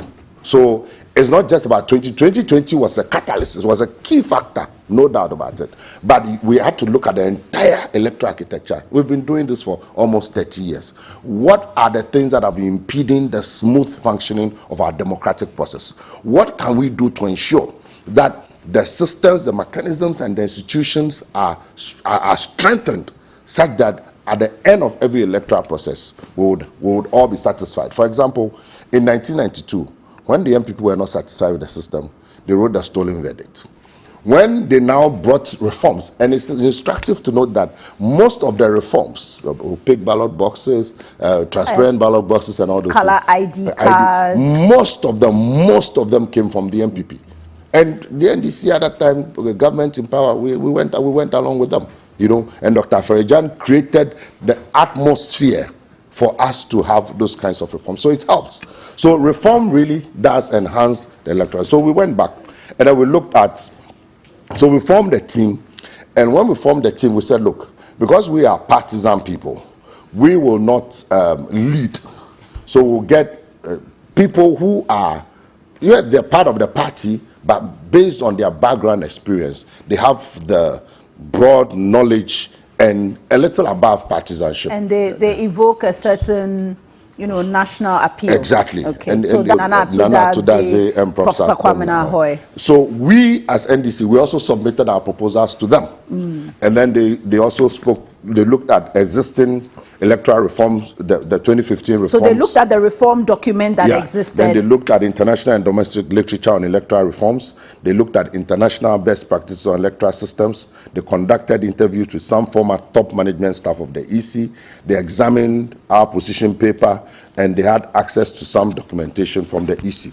So following that, out of that came the reforms that the NDC has put forward. Exactly. So we realized that these are proposals, technical proposals. So let's then move the next step forward and now engage civil society, and other stakeholders. So we've met a coalition of CSOs. We met a whole I understand you've met the TUC. We met the TUC. We met organized labor. You know, there's a group that are outside the TUC. That's true. Then we met the TUC too. We've met the US Embassy, UK High Commission, Canadian High Commission. We've met the EU delegation and member states. We've met Christian leaders. We've met the NDC Professional Forum. We've met the National Peace Council. We've met Muslim leaders and so many others. So we try to subject this to them. Okay, these are our propositions. What do you think? Okay, so this is not an idea that some people have a perception that it's because the NDC feels aggrieved about how its relationship with the Electoral Commission, specifically the chairperson, deteriorated. And so these reforms don't stem from that. I mean, it will be untruthful to say it's a part of it. It's a part of it, but it's broader. Not. It's not the foundation. It's broader. It's not predicated on broader. that. In fact, when we met the TUC, they said, "You people, you sound very nationalistic. Are you sure that in the event that you win power in 2024, you are going to implement these reforms?" And one of them actually took a snapshot. The chairman took a snapshot and said, "I'm going to hold you to your word." And so we tried to go beyond ourselves and say, look, Ghana as Ghana, we've been having several elections. What can we do to improve upon the electoral system? And so based on all these discussions, we've had a lot of fantastic feedback, and the discussions are still ongoing. And we believe that the discussions can only enrich the final input. We've sent a copy to the Electoral Commission. They responded actually and told us that it's being looked at. And that, so we intend to also do an addendum based on the feedback that we've gotten from. So we've collated all the views and inputs, and then we'll send an addendum. And then subsequently, we'll all meet and then look at it. Okay, based on the feedback you've received so far, which of these, and I know there are some 10 key reforms that are like the big issues, which of these reforms, for want of a better word, are gaining? Okay, so let me deal with what we consider to be so what's the big reform issues for you? Okay, so first of all, the first thing is that we think that the process for appointing the Electoral Commission and the commissioners, it's problematic. And we proposed that indeed the EC chairperson, yes, she'll go through the process, should be appointed by the president in consultation with the Council of State. But because the president is also an interested party in an election, more often than not, the EC is then seen as the MPP's EC, NDC's EC. So what you do is that you subject her to prior approval by Parliament. The parliamentarians are the representatives of the people. So when she goes through that process, and with the chairperson of the EC, we're asking for 2/3 of the members of Parliament. So if you're an EC chairperson and you know that you're going to go and face Parliament and 2/3 of the people are the ones that are going to approve you, it means that, first of all, in even making the choice, the president in making the choice and the Council of State in advising will look out for somebody who has a broad national appeal. That's very important, because you know that you need 2/3 of the members of Parliament to get them through. So the names, when you're doing your shortlist, this name will come up and say, no, this name will not fly, because this name is either 2 NDC or 2 MPP. But you get somebody who all the parties will have relative confidence in the person. So that would help a lot. So that requires the amendment of Articles 43(2) and 72 of the 1992 Constitution, because the commissioners are appointed by the president. I think that's also entrenched. And then I know that definitely will go through a very long process. Yes. But that's something you would like. One of the feedback we got from TUC, the Christian community, is that we should also go further and break this down into short term and long term. Okay? And so this perhaps will be one of the things that we will look at it, not even long term, but medium term. Because the Constitutional Review Commission, of which the current EC chairperson was a member, recommended prior parliamentary approval. And the government white paper on the Constitutional Review Committee also accepted that recommendation. And you know that we are in the process of people are talking about constitutional review, constitutional review, constitutional review. So I don't think it's for nothing that people are talking about it. You know, a democracy must be responsive to the voices of the people. After 28 years of democracy, I think it's about time we start looking at that. So even though it may not be immediate, it's something that I think it will not be long-term but medium-term, because the pressure is growing. We need to look at the whole constitutional architecture. So that's one. Then the second one is that repeal of the requirement for the consent of the AG to be given before the prosecution of electoral offences. As we sit here today, for some strange reason, PNDC Law 284, 1992, the Representation of the People's exactly, Act. That it finds an animal called electoral offences. So ordinarily, when I, God forbid, I slap you, it's assault. The police will prosecute me.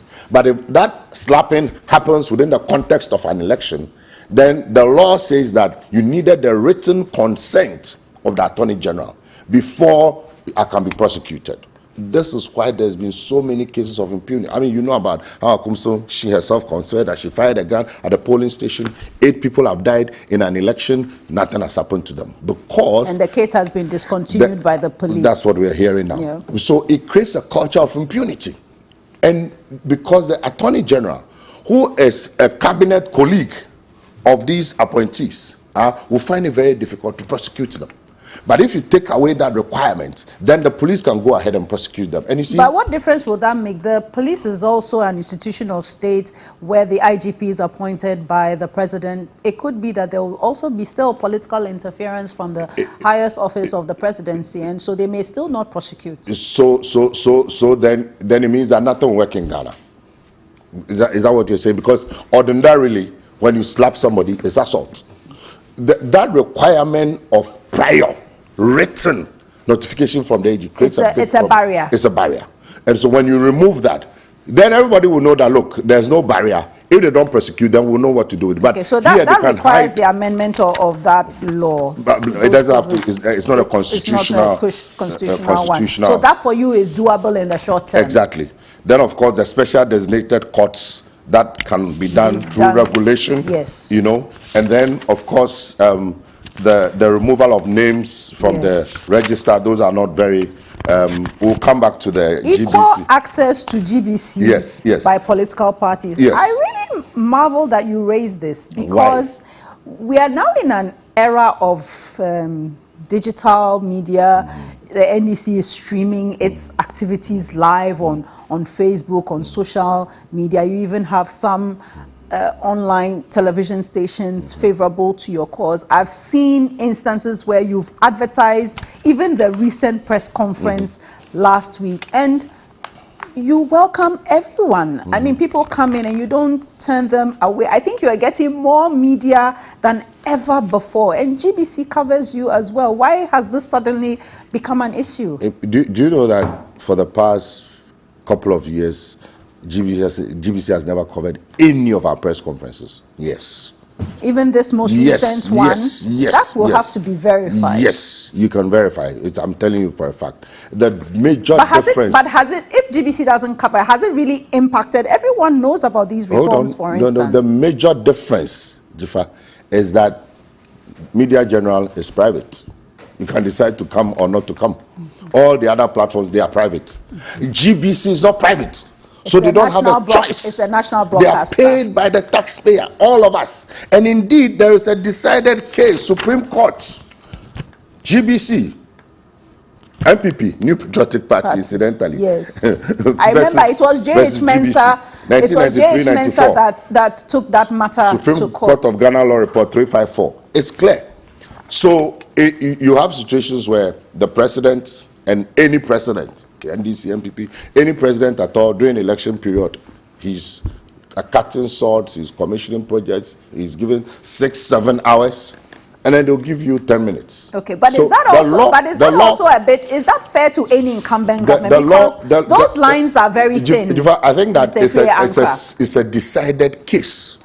Okay. Okay, so it has to be implemented. I don't want us to dwell too much on that. Okay, now, but just a quick one on that. But have you had any formal engagement, for instance, with the current Director General about this concern? Our communication director has done it. They'll agree, all right, but you know, it's a funny thing. So we believe they are not being fair to us, and we think that within the political environment, GBC, which is a state-sponsored finance entity, must obey the Supreme Court. Okay, so if they don't obey the Supreme Court... So let's go to proposal number 6. No, just a quick... So if they don't obey the Supreme Court, then what? You go back to court? We'll look at it, our legal people. Now, the proposal number 6 is that IPAC should be backed by legislation through an amendment to the Electoral Commission Act 1993. And we say that the IPAC has served Ghana's electoral system well, but because it's informal, the EC tends to ignore some of its concerns or even to marginalize it. And so depending on the leadership style and posturing of a particular EC chairperson, and as I gave you the example of Dr. Kojo Afarijan, who was very amenable, the attitude was like, let's bring everybody together. So if you have somebody else who feels, look, IPAC is not important, and yet the same person then goes to form eminent persons group or committee, or how, what's the name? I don't recall. Now, that formation of the eminent persons is a tacit and silent admission that even though the EC is supposed to be independent, it needs external feedback. It needs advice. It needs advice. And therefore, we think that I've given you copious examples of major reforms that have enhanced our electoral process emanating that came from IPAC. And therefore, it is important that we look at this carefully. And indeed, the EC's own electoral committee in 2015 made this recommendation. It was adopted by IPAC, accepted by the EC at the time. So we need to look at it. So the EC is independent, but what will be the functions of IPAC, for example? Who attends IPAC? You see, when we say these things, people misinterpret it and say, oh, we don't want the smaller political parties. In representation, there has to be a certain logic, okay? Right now, the NDC has 137 seats, MPP has 137 seats. Other parties don't have any seats. When Madame J. Mensah again was at the IEA, she formed a political parties platform. She insisted that it will be made up of parties with representation in parliament. Why is that? Because there's a certain logic to it. If you've participated in an election, you are a major stakeholder, you've won seats in parliament, you then have a stake. Again, just a quick one. No, you said there was logic to it, but IEA is also a private institution, and they define based on the resources they have. So I'm coming back to EC, IPAC. At the EC, IPAC, I told you we've had 2 committees, a technical committee and a legal committee. The technical committee had Dr. Kwenu as a member representing the NDC and Mr. McMenu of the MPP. Usually they will have Kabila or somebody like that as a member from the CPP. From the CPP. Or worst case scenario, they will take 2 people. As you saw in the electoral reforms membership that I read, there were 2 people representing. Why did they not say that we have 35 political parties and therefore every single political party must have a member? But that's just a committee. It's a committee, but there's a logic. Do you understand me? I'm saying there's a logic to it. Okay, so you have NDC represented, MPP represented. Why didn't they say that every single party must be represented? That's the logic I'm talking about. Okay, but that's just one committee. IPAC is the... It's both the legal and so the which technical are subcommittees of the wider IPAC. Yes, but it is the logic. Does it not make sense that in a situation where you have 2 major political parties and then other smaller parties, in decision making, there must be some weight as to the inputs of the parties? For instance, in terms of deliberation and everything, every Ghanaian can state his case. But when it comes to critical situations, where, for example, even if you cannot have the same vote, a party that has not participated in any election, has no representation in parliament, has no offices, that is a different matter altogether. But we're saying that when it comes to critical issues that impinge on the future of our elections, there needs to be a clearly defined rules. Otherwise, you have a situation where, when I say it, you say, well, 11 parties appeared, and what we saw was that those parties, when they came in, it appeared as if they came in just to heckle us out of the way so that we won't have a voice. And the whole idea about IPAC is for us to have meaningful inputs. How do we resolve that?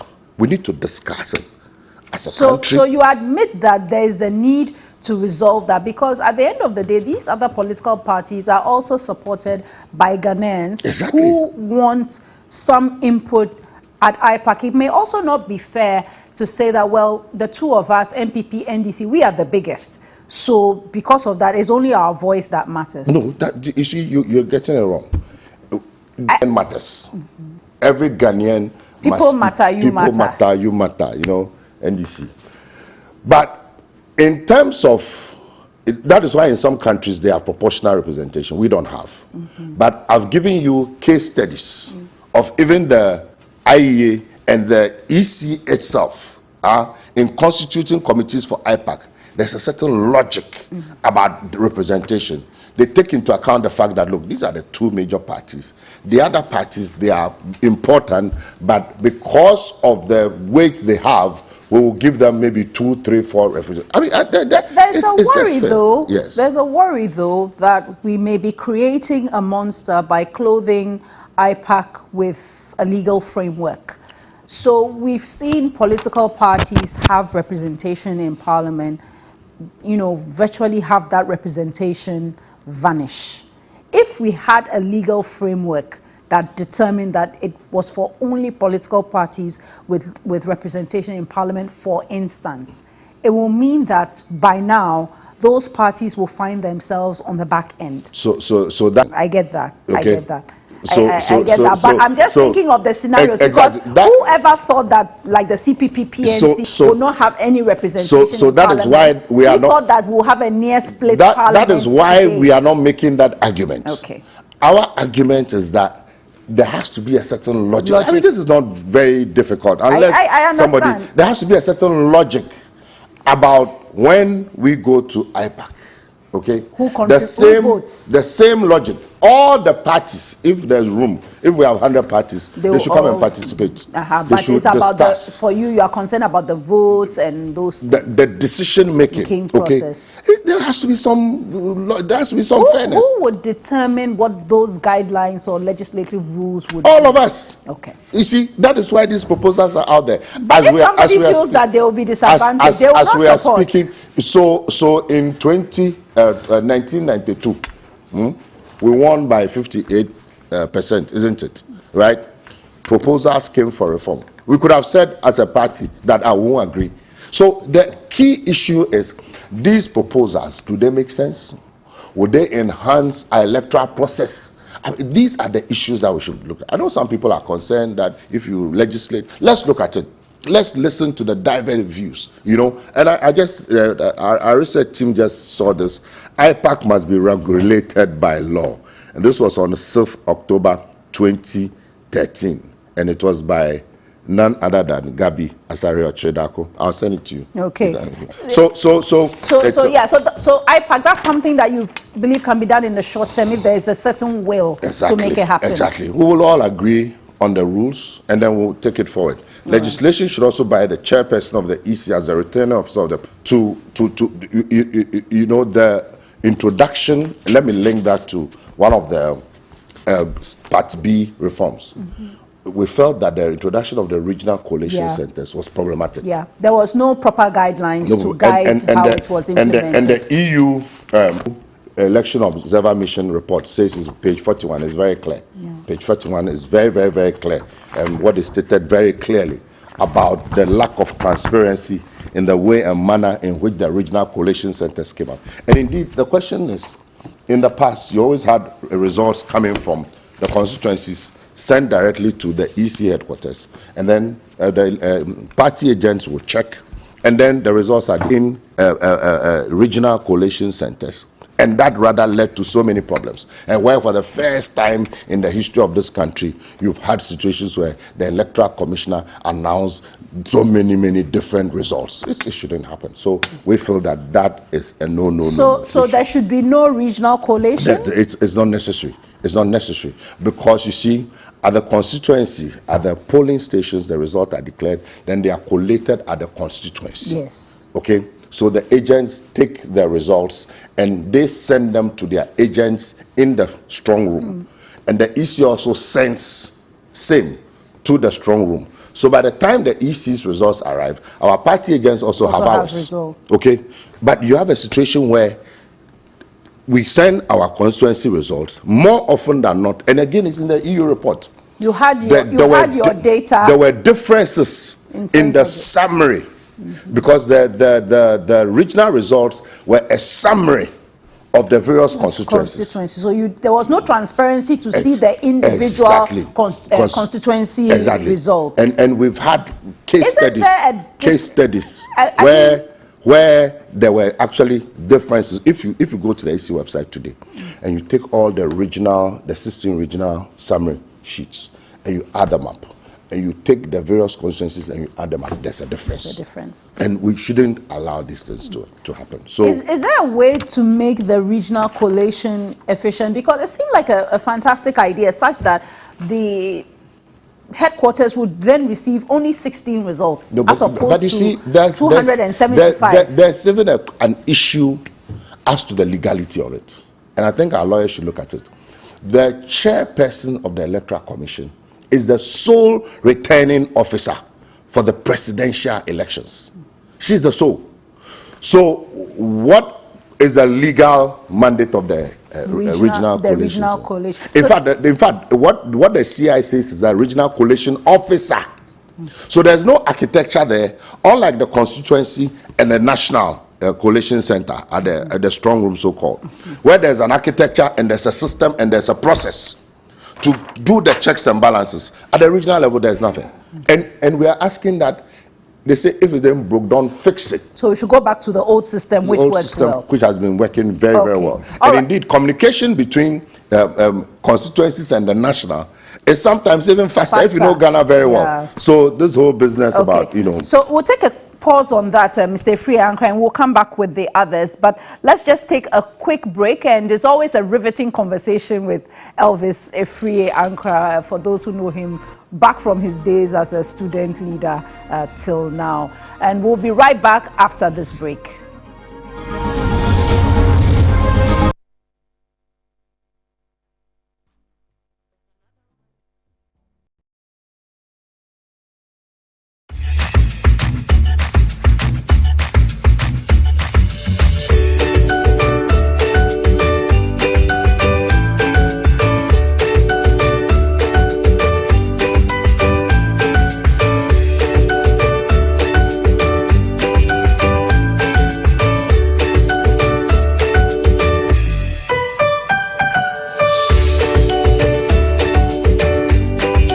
Let's Go Farming. Show Saturdays at 4 p.m. on TV3. Let us see the hot guy. When it is good, you do it at least twice. Ladies and gentlemen, it is time to rerun Date Rush. If you were beginning to experience withdrawal symptoms after the end of season 5, we've got you. From Saturday, 17th July, we will rerun Date Rush, starting from season 1. The ladies, the gents, the drama, the laughs, love, rejection, smiles, tears, fun, and much more fun. It looks like a bad boy, and I love bad boys. Oh boy! Will come your way every Saturday at 9 p.m. So tell a friend to tell a friend to tell another friend. Date Rush is back like it never left. The Date Rush rerun shows every Saturday at 9 p.m. only on TV3.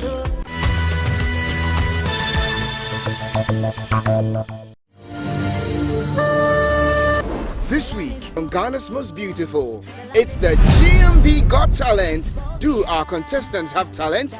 Are they able to dance, sing, rap, and many more?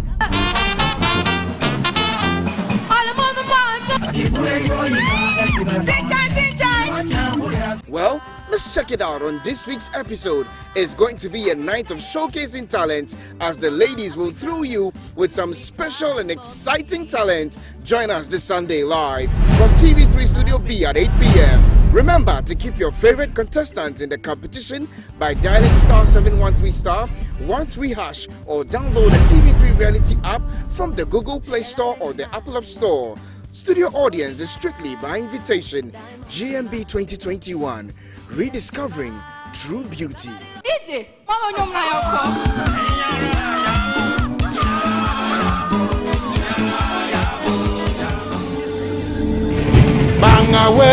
GMB 2021 shows Sundays at 8 p.m. and repeats Fridays at 3 p.m. and is sponsored by Lavon's Tomato Mix, Camel now from Kerex, Freedom from Casapreco, GTP, Darling Lemon Drink, Airtel Tigo's Big Time Bundles, Lufat, Deluxy Acrylic Paint, Heaven Black Mosquito Spray and Coil, and Napa Mackerel, Geisha, Close Up, Ayo Insurance, Fun Milk Nutri Day Yogurt, and supported by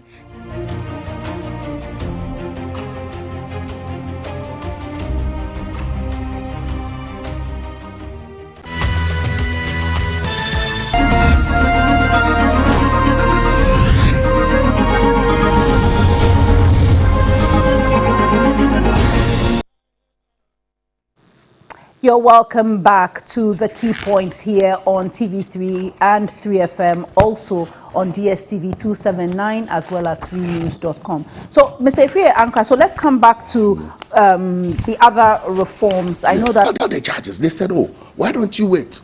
When she comes on the witness box, you will be able to ask those questions. I remember, not once, no, they said it consistently for 3 days when we were making those applications and they were refusing. Now we get to the time where we wanted her to appear on the witness box, and then they use civil procedures to throw that away. So as we sit today, there are many doubts. We knew there were issues with the elections, but even there are many doubts about what happened. That would have been an opportunity for her to come and show Ghanaians documentary evidence. This was the basis on which I declared the elections. Okay, so you declared the first election, you saw the result. Where are the documents? Show us. Let's see, what computations did you do? So that everybody will be clear in his mind. But you have a situation where the EC was cocooned by the Supreme Court, in our view, and then she was not able to account for her actions. And it's very serious. Elections have very serious consequences.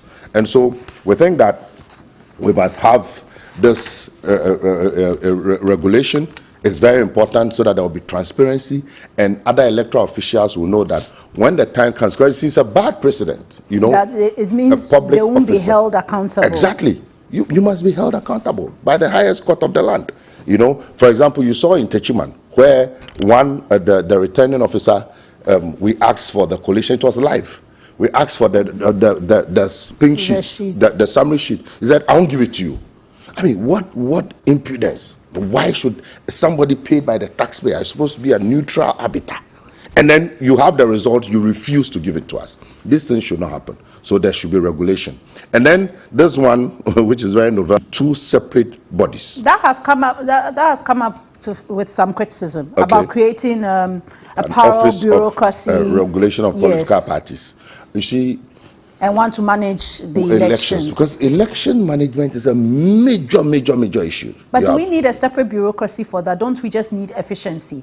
Don't we need the commissioners to ensure that there is efficiency? We believe that if it is separated, it will help the EC to focus on the election. They should focus on the election itself so that you have the EC chairperson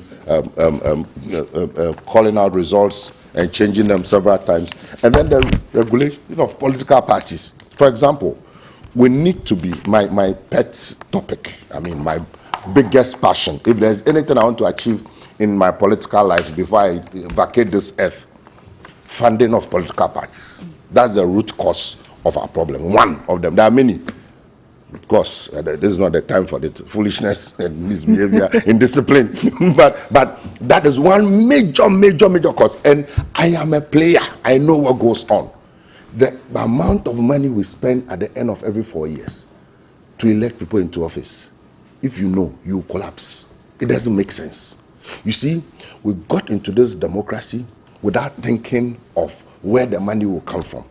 The other developed countries, the USA, they have the military industrial complex, they have the Microsoft, they have all these institutions. They can generate the money. We got into this democracy without thinking of where the money will come. Where is the money going to come from? If we spend even 5% of our GDP on elections, it's not productive money. It's the same GDP or money that from the system that is used in the election. Can you imagine if that amount of money can be brought down to half or a quarter, and that money will be useful? We think that we should be getting to the conversation and talking about funding, state funding of political parties. So that when we the reduce state funds, the corruption. Yeah, when the state funds, then you can regulate. Okay? The countries that are able to regulate are the countries that fund. So we give you money, don't go beyond this threshold, don't spend so much. So if you go beyond that, there are stringent sanctions. That is the only way we can solve this problem. Otherwise, that plus greed is a dangerous combination, because people will go and look for money, borrow money, sell their father's properties and everything, borrow money from banks. They come to power, and then they have to find money to pay back, and pay back plus greed. So they will steal 10 times, and then apart from the stealing, then they also have to prepare for the next election. And then because now then the election becomes monetized, and so you are not getting true democracy, because people's consciences are bought. Some of the things that happen in this election is completely, I mean, you've seen Auditor General's reports, COVID money and all that. So if we're going to deal with it, you need an office that will regulate the political parties, but the activities, first of all, so it may even be an advantage for the smaller parties. Because you create a threshold, exactly. Create a threshold. Well. Look, yes, you are a small party, maybe you are a regional party, or you are a party that is focused on environmental issues. When the regulations are clear, everything will be clear. And then we will stop this monetization and killing of ourselves for the sake of elections. Yeah, so you've put out these reforms, and you know, there's been a strong defense put up. You've indicated that the EC says they've received it. Yes. Do you have a certain timeline within which you're hoping that at least you can see some come to light? We believe that because these are not impositions, first of all, the most important is the public discussion and debate, where there are some that we can easily arrive at consensus, even among ourselves, in the public. This can be done, this can be done, this can be done. And mind you, I keep saying that the recommendations are 34, but about 12 of them are the critical. Yes, and then some also are coming from the 2015 committee report. So they are not new necessarily. It's just that there are recommendations that have not yet been implemented. So if you look at it from this context, those things are not entirely new. And there are some that quickly, again, a very important point. We think that the voting period of 7 a.m. to 5 p.m. should be maintained. I'm told that you were at IPAC when the suggestion of closing the polls at 3 p.m. was raised, and the NDC supported it because they said it would prevent anything going on under the cover of darkness. What changed your mind? I wasn't under the IPAC. I don't know about the IPAC. And our position has been very consistent. Why? You see, first of all, we've had 7 elections, open at 7, close at 5. We've never had any problems. So again, back to the American dictum. If it ain't broke, don't fix it. What exactly are you trying to solve? What exactly are you trying to deal with? And they say, oh, we want to prevent collation being done under cover of darkness. Well, when the polls are declared at the polling station, it's moved to a collation center. That process takes between 5 to 6 hours, minimum. So inadvertently, you will definitely have to work in the night. Whether you close at 3 or not. So that argument doesn't hold at all. In any case, in other democracies, US, everywhere, they work through the night. So what we should rather be looking at is, okay, where we're going to do the collation, how is the environment like, right provide, availability of people to police the process. Secondly, don't bring soldiers there, or people who look like soldiers but they have beard and earrings to come and shoot innocent people. We'll talk about that. We have to talk about that because this is the first election in Ghana that 8 people have lost their lives. The president hasn't said anything about it, but let me not digress yet. Then, very, very, very critically, Ghana is not Accra. If you live at Ridge, you live at East Legon, Kokomlemle, you can just stroll and go to your polling station. Those of us who really know Ghana, in Afram Plains, for instance, people have to cross the river. I know the Dija Islands. Dija Islands. You have to cross and travel by boat. And first of all, the electoral materials doesn't get there early enough. And then by the time the people cross and come, it's 3 o'clock. You have a pandemonium. And then you have a situation where, because electoral materials don't go, we've had situations in previous elections where even voting had to be extended to the next day. 3, most of our farmers and fishermen, they are people who like to farmers. Go to farm in the morning in the cool of the day, and then they come and go and vote. Isn't it just because the election day is not declared a public holiday? But if it's declared a holiday, the average farmer or fisherman doesn't care about holiday. No, if it's not Tuesday that traditionally they won't fish, or a day where they are not allowed to go to the farm, it doesn't make any difference to them. The average farmer or fisherman wants to go to that farm early in the morning, and I've been in the village, I've lived in the village, I started school in the village, so I know what I'm talking about. Early in the morning, go and get his firewood, get some, and come, and then get ready and go and vote. So we are not going to create any problem. So we should stick to the 5 p.m. Stick to the 7 to 5 p.m. Okay, so I need you to wrap up on this. Establish election adjudication committees at the national and constituency levels at administrative dispute resolution mechanisms for first instance grievances against decisions and actions of election officials. Right now, as it stands now, whenever there's a dispute, the only resort is go to court. But some of the issues can be resolved. For example, if you recall Sene West, where there was an issue about a particular ballot box, and all that needed to be done was to just recount that particular ballot box. It was up and down and down. They had to go to court, and then the court ordered, go and recount. And they went to recount, and that was it. So we need an election adjudicating committee at the national level. For example, in this election, in my office, with Tony Lita and Marietta and all those people, we wrote a petition to the EC. The petition was sent to the EC.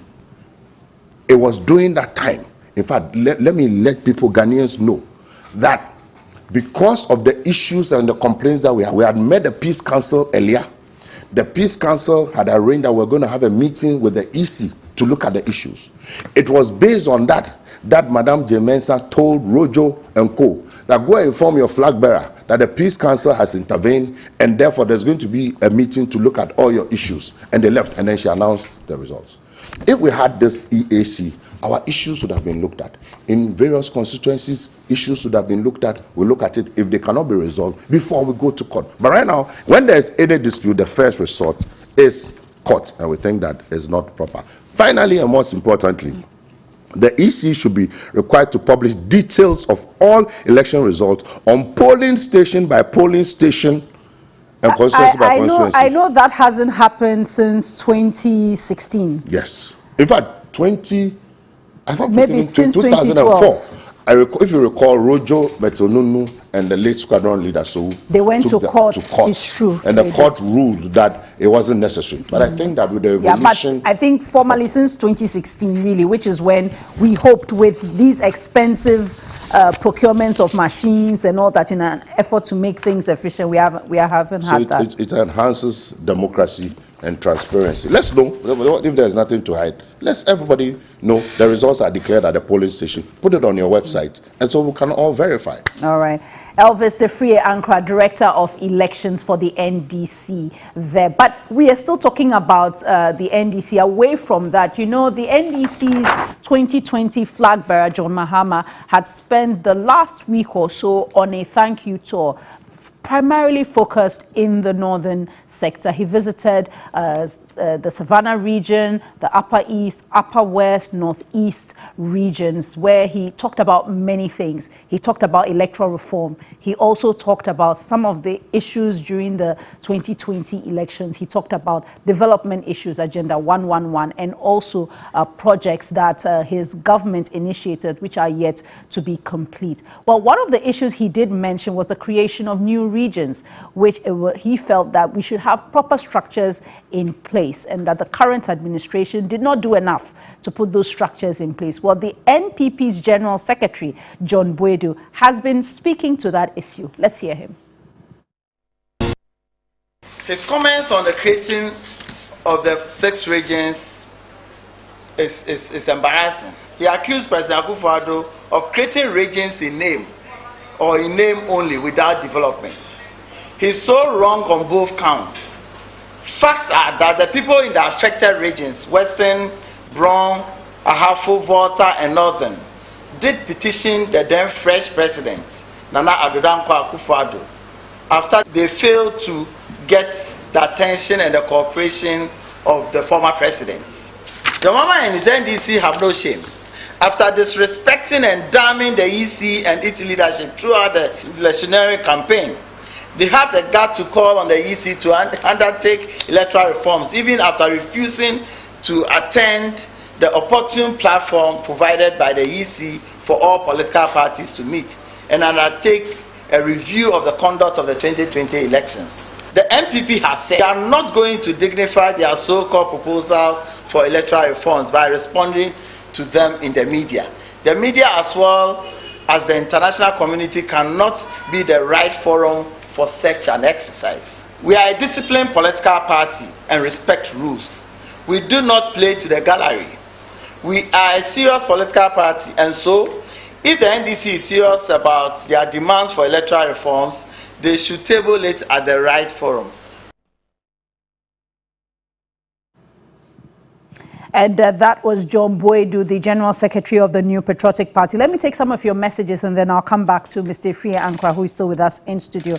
This one from Aziz Nwa says, the electoral reforms the NDC is proposing are accurate, reliable, functionally and timely because reforms enhance confidence in the election process. Madam Jean Mensah needs to do the needful. This one from Munkaila says, so there is no elderly person in the NDC to do the right thing. How can they propose electoral reforms in the media but not at IPAC? The entire NDC must appreciate the fact that the power is not won on the ground, but through serious campaign and well thought out strategy. So instead of the NDC wasting time preparing the minds of their supporters that by all means they are winning elections 2024, they should rather be telling us about their policy alternatives. And a final message from Kwame says, Jifa, please note that in terms of the presidential election, the whole country is one. And that is why since 1992,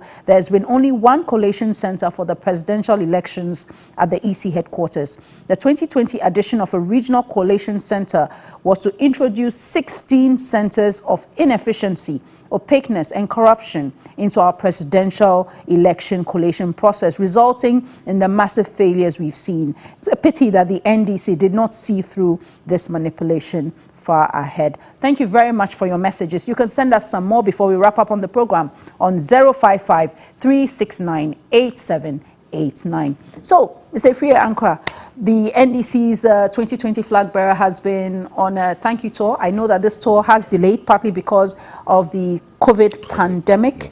And so he did take his time to go around quite a bit and talked about a number of issues. But first, a quick response to Mr. John Boadu's suggestion that the party and the flag bearer for 2020 have been disingenuous by seeking to suggest that the creation of these regions were not done based on a certain process and structure.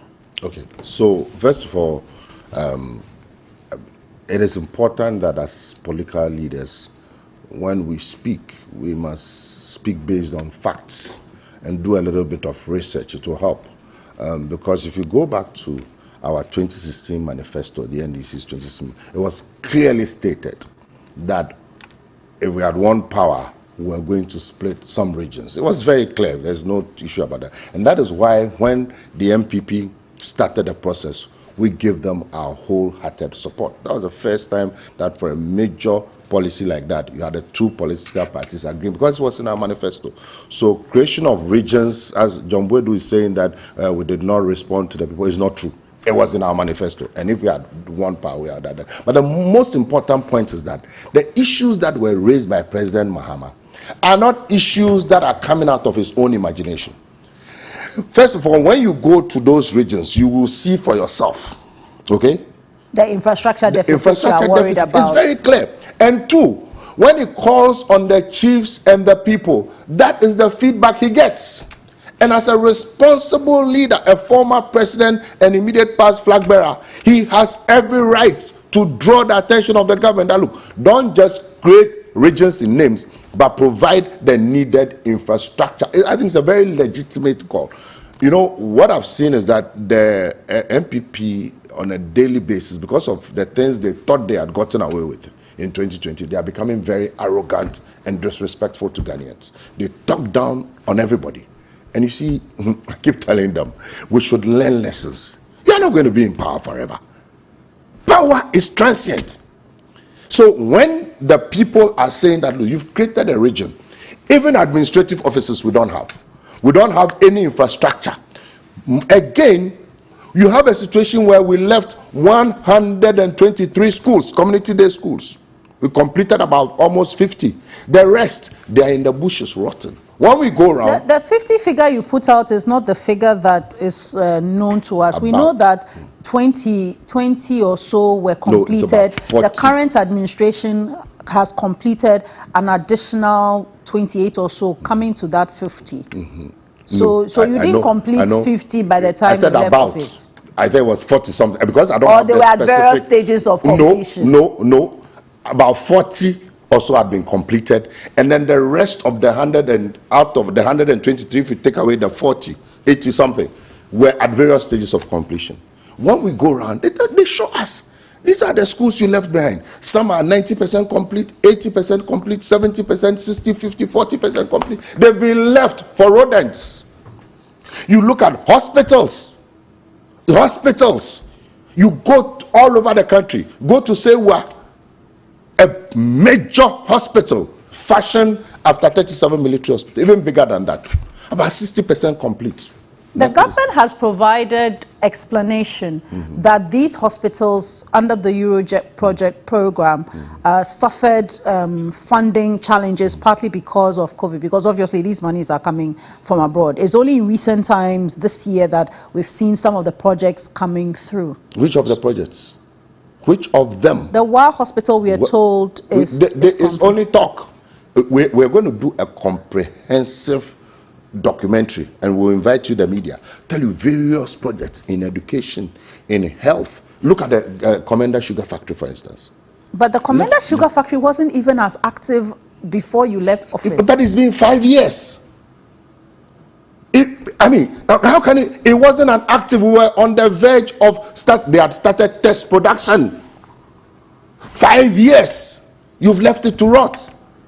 And there should be consequences for this kind of behavior. So President Mahama's thought and the fact that he's bringing up the issues that are germane and of concern to the people is hitting the MPP. And that is why he will come out with such unresearched and unscientific diatribes. So I'm sure Ghanaians can judge for themselves. But we are speaking facts. And we have not finished the tour. And this is just yes, I was just about to ask. So that's just phase one. Oh, that's just phase one. He's going to go everywhere. He's going to go everywhere, to every single region. And it's been designed such that because of COVID, he cannot meet large numbers of people, but we use the media effectively, and he's able to speak to the people. And when we go out there and speak to the people, believe me, they are listening to us. The interesting thing is that many people, when you go around, everybody is denying that they voted for the MPP. Everybody is denying, we didn't vote for them. Well, some people voted for them. Some people also voted for us. They manipulated the elections, they used violence, but whatever it is. But in terms of those figures, in terms of the... The 4 more, we have only done 8 months. We have 3 years and 4 months to go. So we are all inside. But, 4 more. Okay, so... We haven't even done 1 year. You see how we are suffering? Okay, but we all day inside. So they should revise their notes. Okay, but the point is, even for 2024, where there's a view that you political parties only live for elections. The view or the perception out there is that now we've seen both the NPP, we've seen the NDC as well. So for 2024, you both have to work hard to earn the votes of Ghanaians. It's not guaranteed that maybe the NDC will win. It's not guaranteed that the MPP will be re-elected. The work I've done since I left university, apart from private, is elections. I understand elections very well. How do you see the 2024 elections then? 2024 elections is ours to win. Is it a make or break? Well, it will depend on the structures and institutions that are put in place. Okay, you say it's yours to win. To win. Why? We will win the 2024 elections because, you see,